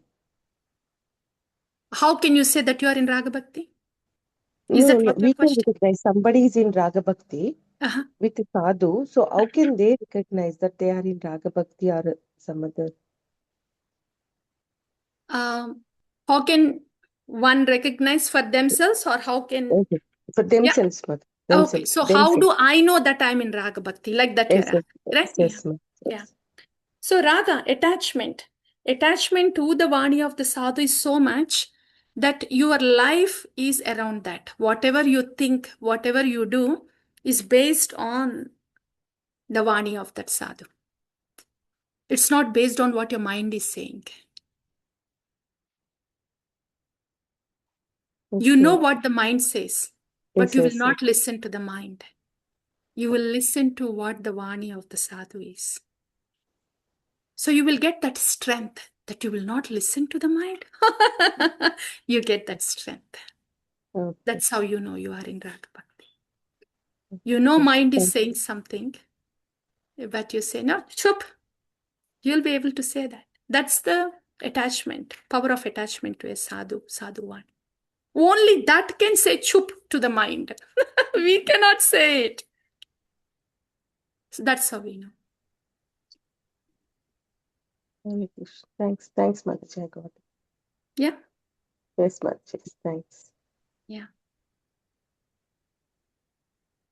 Voddu. My mind seems to get Telugu better. You know why Mataji is saying that Vaddu word? Telugu Chaitanya Pravaha, she said, right? So after the japa, Mataji accidentally she just stayed during the call also, and she's from South India, so she could relate to the language. So she was saying throughout that session, I could relate to this word. I think in the session I was saying, ఎప్పుడైనా mind ఇట్లా చెప్పినప్పుడు వద్దు అని చెప్పడం.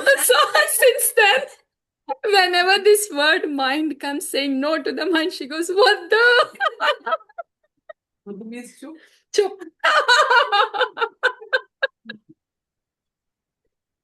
Language no barrier. No, my mind seems to get Voddu better than Chup. No. It finally got it. For the South Indians, Vaddu. For the North Indians, chup.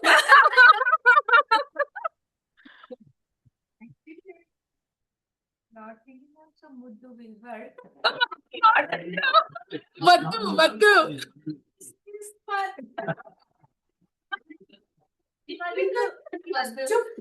To me, chup sounds very harsh. Okay, Vaddu. Okay, take it to Mataji. Vaddu. But it depends upon how you say it. Josna Mataji is saying, Vaddu seems to be gentle. No. I'm saying, you have to hear, Vaddu. Okay, we'll try with Chup. Chup. It's good. Or Vaddu.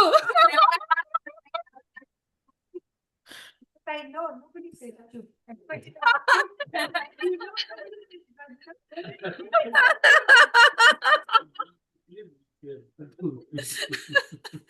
Did I not say no like that? Vaddu.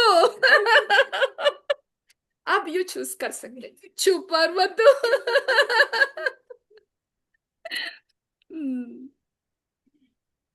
Yes, Mataji, did you answer Jyotsna Mataji's query? The one about, your connection with the person that we are hearing in this ISKCON setting? I don't know if you answered, addressed that. Yeah.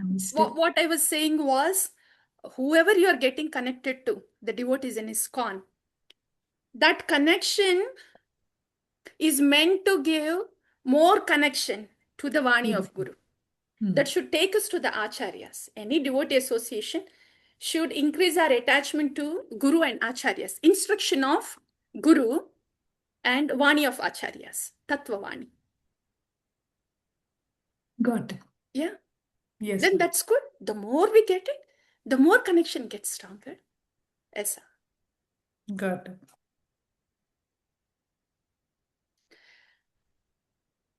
I am... Yes, kuch.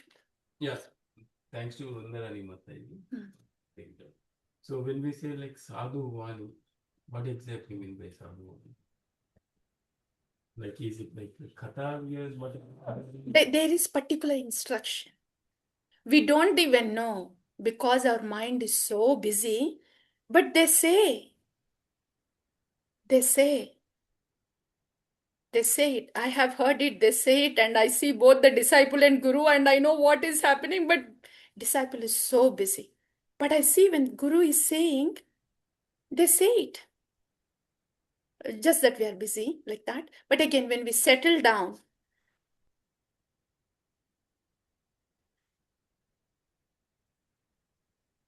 it is instruction. But to answer your question though, it is instruction. Vani mane katha bhi aata hai. But specifically, when they see us, when they know us, actually, as I'm seeing you all, because I have seen your Gurudevas talking to you. I have heard your Gurudevas saying what they need to say. So इसीलिए ऐसे ऐसे देखते तो I was thinking. So it is instruction in specific, not necessarily katha. Katha is there. But yes, they say it. Just that we are not geared to receive it. Yeah. So next time you could try. What is, if you want to, you ask them a question. Okay? Based on what your puzzle is, difficulty is, yeah, in bhakti, you ask them a specific question. Yeah? And see what the response comes. You can try that. You can do that. That is the instruction. So when I ask some question and when you are asking question, it may not be the same answer. Even if it's same Gurudev, that answer to you will be different and answer to me will be different. Because according to our thinking and our conditioning, they will answer accordingly. Pakka tailor made hai. Tailor made hai. Sometimes we don't like it actually. Even when they say it, we don't like it. We can't digest it, we don't like it, or we don't even know that they're saying it. And sometimes what happens is, knowing how ready we are, they will just say something. But even at least from there we can get started. Like that, Prabhu. So imagine all of us, we must have put a question to our Gurudevs. Yeah? And there must have come some answers to the questions that we are putting. You go back and check. You go back and check. And you will see there. You will see there. Yeah. Instruction is specific, especially when there is personal association. Yeah. So instruction is not only the one particular task actually. No, not right? particular. Task is to keep this body engaged. Instruction is to overcome our obstacle. Obstacles, right? When they say it, yeah, that is to overcome the obstacle. Each one of us have different kind of obstacle. They know what that obstacle is. They have gone through it all. They're like X-ray machines. They know what our obstacle is. And so their instruction is that will help us to overcome the obstacle.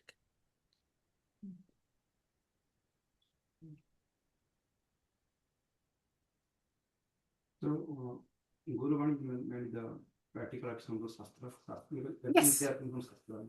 The support of Guru Vani. So, my question is each part of the Shravanam or any of the novels that the Punjab or whatever from Shastra, right? So, how will relate to the instructions of the Guru? In which part of this or everything is covered? Shravanam. On Shravanam. But in the Shastra, you mentioned it can be any of the bhakti, also it can verify it.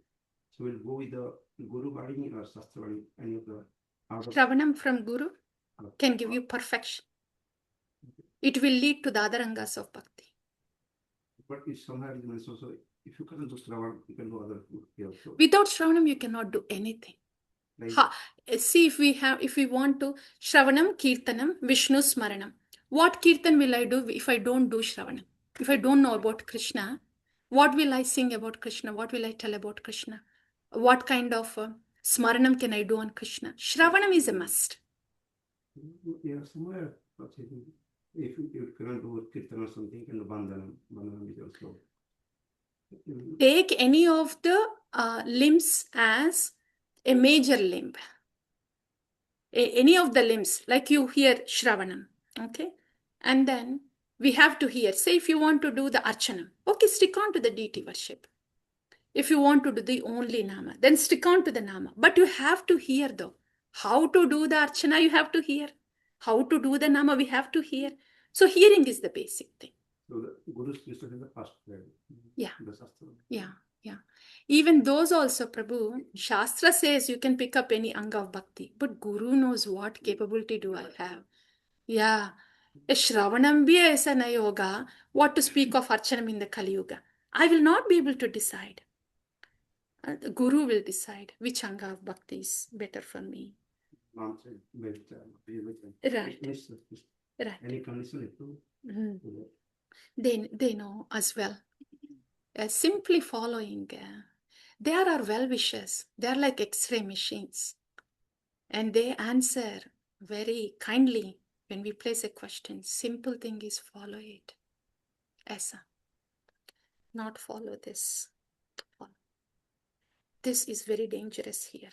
When we hear something from there, analysis starts. Really, they're not dangerous. Even before they start to speak. Daridramra Babu. See, the expression couldn't come in a foreign language. And Daridramra Babu means what a great misfortune. It is very, that expression is very sophisticated expression. But yeah, Emi Daridramra Babu means exactly, you want this also sweet. This expression itself is like that. But the intensity is how pitiful this condition is. Yes, This kind of Daridra. yes, yeah. Maybe another two. Right. But how pitiful this condition is. Here we are puzzled. Yeah. And the question also, we already have an answer in the mind. And in that mood, we question them. Why should even they answer? Why should they answer at all? They should not answer. Their holiness, they should not. When I am asking with such an attitude, they have no obligation to answer. That's, yeah. So, but our paristiti, all the languages are mixing here. We understand. You understand, yes. But it is like that. Yeah. So that's the thing. But that's the thing. That's the thing happening. Yeah, sadhus are there. They want to give. I mean, looking at us, they feel sorry. Ki kya ho raha hai, huh? They want to say it. But seeing that we don't care, why should they say? ऐसे है हमारी हालत ऐसा है. Can I summarize what I understood, Mati? Yeah. So as the thing came is that Lord Kapila is saying that our attachment should be to the sadhu. And we understood is that the attachment to the sadhu means the attachment to the Vani of the sadhu. And now when comes the Vani of the sadhu, so we are hearing from Shastras also, so many things are coming, right? So many Vanis are coming. But the Guru's Vani will be very, very specific for me. Maybe an order, a task, or anything that he's saying to me, so that whatever disturbances or problem I have right now, struggle I have rather in the bhakti, I can come out of it. So both things is tailored for me, and that will help me to do. Instruction is tailored. Yes. Vani doesn't have to be tailored. It's Tattva Vani. Yes, I meant instruction is tailored to me. And so when I follow it and I see how, it has revived me, then obviously my attachment to that person will grow. Yes. So, for example, when we hear the Shastra in Bhagavad Gita, the chapter 2, Bhagavan says that Shitoshna Sukha Dukkada Agamapa, and Tam Stitiksha Swabharata, you should tolerate it. It's one of the many instructions. And when I specific ask for something to my Gurudev and he says, okay, this is like this, you should learn to tolerate. So now that is a tailored instruction to me, that in this situation I am supposed to tolerate it. And if I follow it as it is, instead of thinking, going in my mind way that why should I tolerate it? It should be like this or this way, or should I do it this way, kind of. Then it will not result right. Whether my mind like it, my ego like it or not like it, I follow that instruction because that was tailored to me, and it is ensured that doing that will is going to help me in my bhakti. And in this way, I, of course, something which is pulling me out of the well, someone I will get it. Or there may be something more to it. No, it is. Everything is the same. Adding faith to it. Gratitude and faith to it.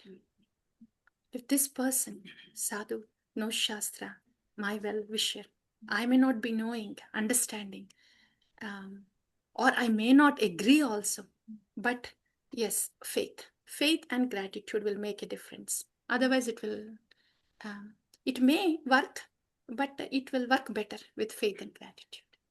So when someone meets their guru only once in a lifetime or twice in a lifetime, whatever has been said there, we should be, it might look very casual at that time, but it has that instruction. It does, just that we are not prepared, but it has that potency. Yes. Otherwise, there's so many of the devotees, they don't have an opportunity to talk to Gurudev or question. Don't have to, Mataji. This is all how fertile, how ready am I? How ready am I to receive? How eager am I to receive? So that characteristic in the devotee, that quality in the devotee, that's the game changer. That's the game changer. It's not... So that is the deciding factor. Okay? A particular specific instruction is coming from a guru that can be helpful to take away the obstacles. That is always there. When somebody does it faithfully, that can help. But for somebody who has, who is so eager to get Krishna, and they see Guru as the channel, as giver of Krishna, any word from Guru is enough, because their eagerness is so much. It is their eagerness that will make it work. So any word that comes out from Guru, there, it's the quality of a sadhaka. When that eagerness is there, whoever may be the Guru. In Gurus also, there are, even in pure devotees too, Uttama, Madhyama, Kanishta are there. Whoever may be the Guru, whatever may be the instruction, whatever period of time the interaction may be, the deciding factor is how eager is the soul to want Krishna and seeing Guru as the giver of Krishna, period. Yes.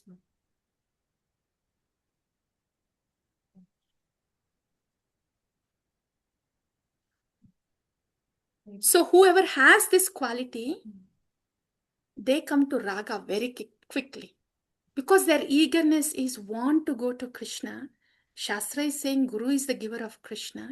They get attached right away like that. So this is the deciding factor. That's why Raga Bhakti is very powerful. Very powerful. Even it really pulls out from another nivritti like anything. Itna struggle bhi nahi hota. So that's. Thank you, ma'am. That helps. Thank you.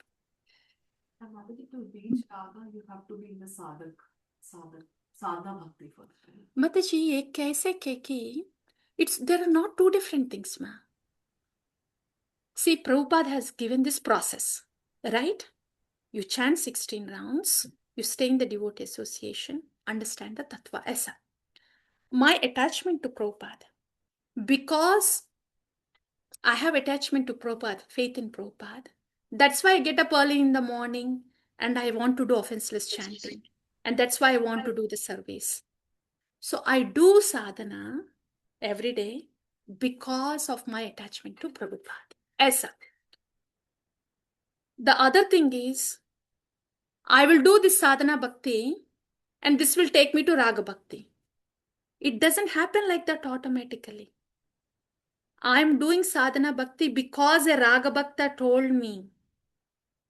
So my attachment to Prabhupada, making me do the things, this quality of attachment to Prabhupada, this will move us from sadhana to raga.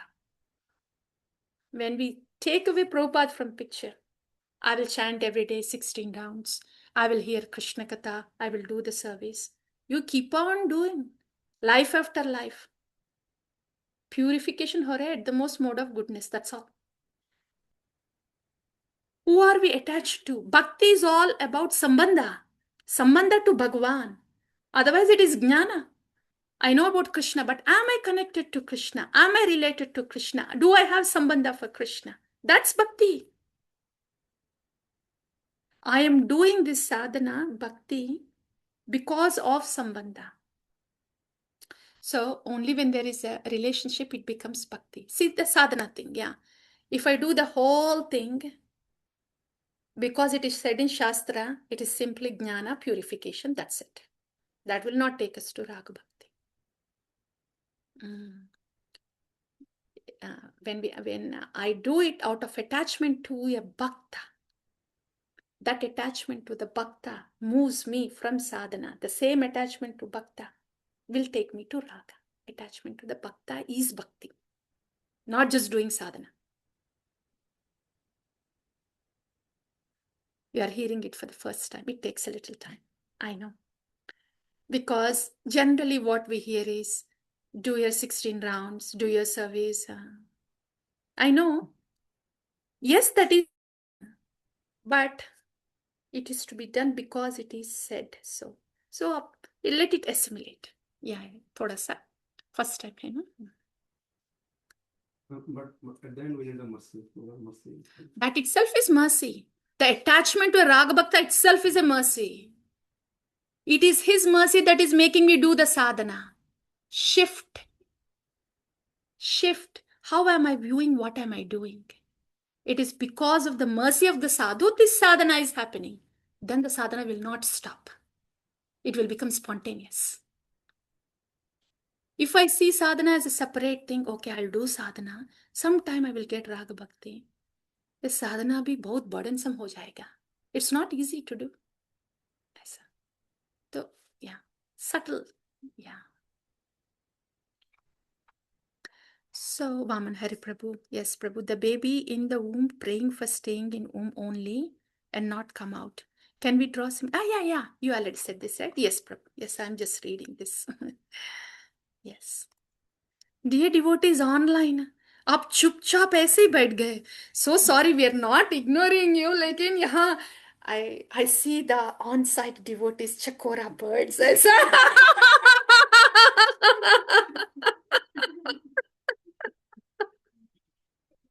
अब बेटा आप कुछ बोलना. Maybe I'll ask the same question, you say the same answer. और कुछ बोलना, yeah. I don't know. Bhakti you get from association.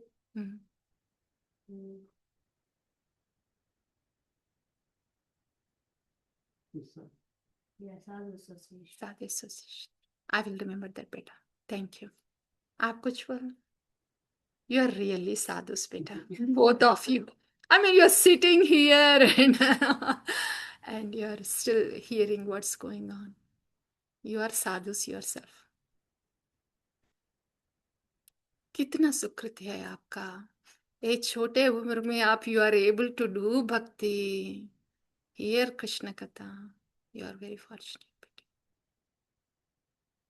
Only sitting here, then in between suddenly ask for reflection. And Exactly. Yeah, meditation. yeah, yeah, yeah. We are very proud of you, beta. Thank you. Thank you both. Yeah. Yes, Mataji. Qualification. How do we perform Bhakti Yoga? In Bhakti Yoga, first thing is Kapila Muni said, attached to sadhu. How do we do that? We don't have any qualification. Because I don't have qualification, that's why I want to get attached to sadhu. You say the question again. Maybe I didn't understand. I don't have any qualification. Okay. How do I do Bhakti Yoga? How do I start Bhakti Yoga? Yeah. So understanding that we don't have qualification, because of the mercy of the sadhu, I'm doing what I should, what is prescribed. Like Harinam 16 rounds. I don't have qualification. Harinam is very pure. I'm very impure. But because sadhu said, because it is, because of his mercy, I'm doing. So I don't have qualification, but the mercy of the sadhu is there. That is making me do. Just with, yeah. It's chanting 16 rounds anyway. The thing is the same. But how am I seeing it? Yeah, is that? Antena? Yeah. Like Arjuna understood, like after Suki Bhagavata, everything, I'm the biggest Arjuna reason. Then he tells Param Brahman Param. Then he agreed that as you are Suki Bhagavata, then he agreed. Like Kinu said, the instruction of spiritual guru. Once you know everything, then you understand this instruction given, we agree on that one. So, like the answer is like 11.55, the essence of Bhagavata that inside. Mat karma, mat parama, mat bhakta, asanga vivarjita, visarjana. This is not associated with the non-bhaktas. They are the first point. So, can you take this instruction as a to bhakti? Yeah, that is there, Prabhu. But our qualification here again is we don't have the karma qualification. Nothing actually. Yeah, especially when we're talking about bhakti. Because when the Bhagavad Gita starts with Nishkama Karma Yoga. We can't even do Nishkama Karma Yoga. We are full of kama, sakama. So zero qualification to start with, right? The only qualification that Arjuna had, even to hear what Lord Krishna was saying is, Sishyasteham sadiman tvam prapannam. Otherwise there wouldn't have been anything in Bhagavad Gita. That is our qualification. I don't have anything. I'm becoming your Sishya. So you please tell me what to do. Then Prabhupada is saying, okay, chant 16 rounds. Then I will chant. That is the only qualification. Otherwise, nothing in Bhagavad Gita will be pertaining to us. Only after Arjuna said that, Krishna spoke the rest. Yes. Mona Mataji, what made you laugh so much? I just saw one. It was not a smiling face. It was like laughing face. Wo kya tha, Mataji? That was flying in the sky, the laughing face. If we're still there behind the screen. Nahi to nahi? Ah, yes. Hari Hari. I was just laughing when you were laughing. We are unable to hear, Mataji. Okay. I think now you will be able to hear me. Yes, yes. Yeah. Thanks, Mataji. I was just laughing when you were laughing about ignoring us, the mute audience. Sorry. But you know that I'm not ignoring you, right? Yeah, I know. So full focus. I'm only on the laptop. Yes, Mataji, on the screen only. Okay. So please, from you also, online. Vichi Mataji, Shikha Mataji. Up.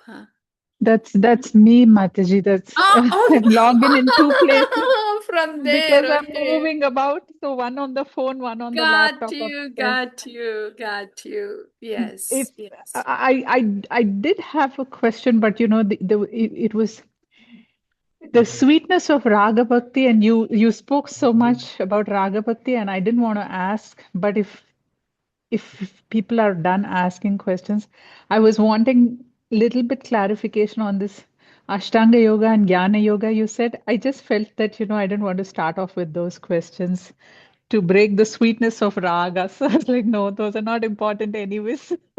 But I was just wondering, Mataji, when you were explaining Ashtanga and Jnana, how, like the way you said Ashtanga, you said they are meditating on the limbs of the Lord. Even after that, they don't fall in love with the Lord? That was one question. And second, this Jnana yogis, you said they get attracted to the effulgence of the Lord. So I'm just thinking, in terms of when you're saying they, especially when they're going neti, neti, neti, what is it that's getting attracted? And if it is the Atma that is getting attracted, because by then I'm guessing that false ego, mind, all that should have fallen, right? Like, I mean, Yeah, mind is under yeah. that control. Then Atma, if it is getting attracted like that, then that means how, Mataji? But Atma in its purest form is um, a servitor of Krishna, right? So I'm not able to understand without false ego and mind how they can stay in that platform of being attracted to the effulgence or just even the Paramatma if you're acting from the from your from the Jivatma's place. I don't know if I are you didn't able get to the follow? second part. First one, I got it. The The first one, second, what I'm saying is the Atma is pure. So that and in these two states, false ego and mind is not there, then how the Atma is still not connecting with Bhagwan in a servitor relationship or in love, but is still connecting only, uh, mm, as Paramatma or to the effulgence, and how they are able to stay in that place like that. Won't they fall down? yeah, yeah.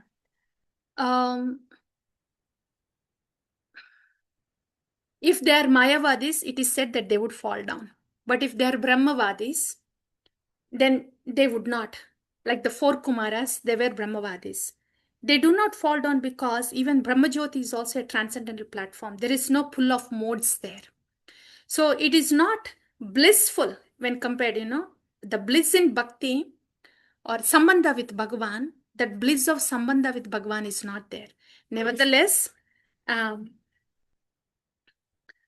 is Brahmananda.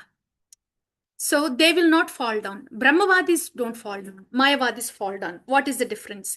Mayavadis, they don't agree that the Lord has a form. And even if there is a form, they think it is temporary. So they are Mayavadis. It is also material form. So they are Mayavadis. Brahmavadis are, they know that there is form to the Lord and they know that it is eternal form and it is not touched by the modes.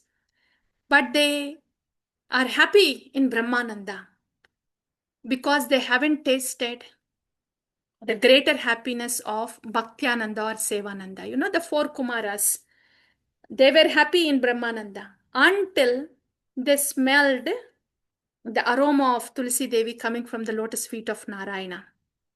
So in other words, Brahmananda, there is Ananda in Brahmananda. Like, the example is this. The Brahmananda is compared as water in the hoof print of a calf. Is there water in the hoof print of a calf? Is there water? There is. There is. Nevertheless, it is water though. Water तो है ना, hoof print है of calf है, but लेकिन water तो है ना. ऐसा ब्रह्मानंदा में भी है. But when compared to the ocean, what is that water in the hoof print? So when water तो है hoof print of calf में, but when they don't know that there is ocean of happiness, then they think that is happiness, but they don't fall down, Brahmananda. Does that answer, Mataji? Yes, Mataji. Yeah. You answered what I'm asking, but I think, yeah, this concept still I'm not very clear, but I don't dwell over it too much because that's not my path. But at the same time now, because this service is there, people ask questions, so I want to know. That's why I was asking. But I think I'll go hear your Bhagavad Pravaha and I'll ask you again, Mataji, when something comes up. Thank So you. in Mayavadi, there is no happiness. There is only they imagine. It is imagine. Patanti ada. Patanti ada. They fall down because they are not attached to your lotus feet. That is the position of Mayavadis. In other words, they are not in Brahmananda. They are not in Ananda. They are. It is still again said they are imagining they are in Ananda. So they're speculating. Speculation will lead to falling down. That's why Mayavadis fall down. That is Mayavadi. It means they did not go into Brahmasayajya Mukti. They did not enter the Brahman. So that's why they fall down. But Brahmavadis, there is Ananda in the effulgence of the Lord. But as was said, it's only few drops of it.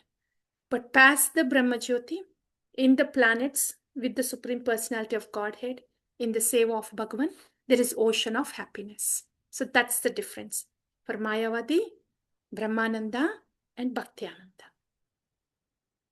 I think that will say the differences between these three things. Yes, Mataji. Thank you.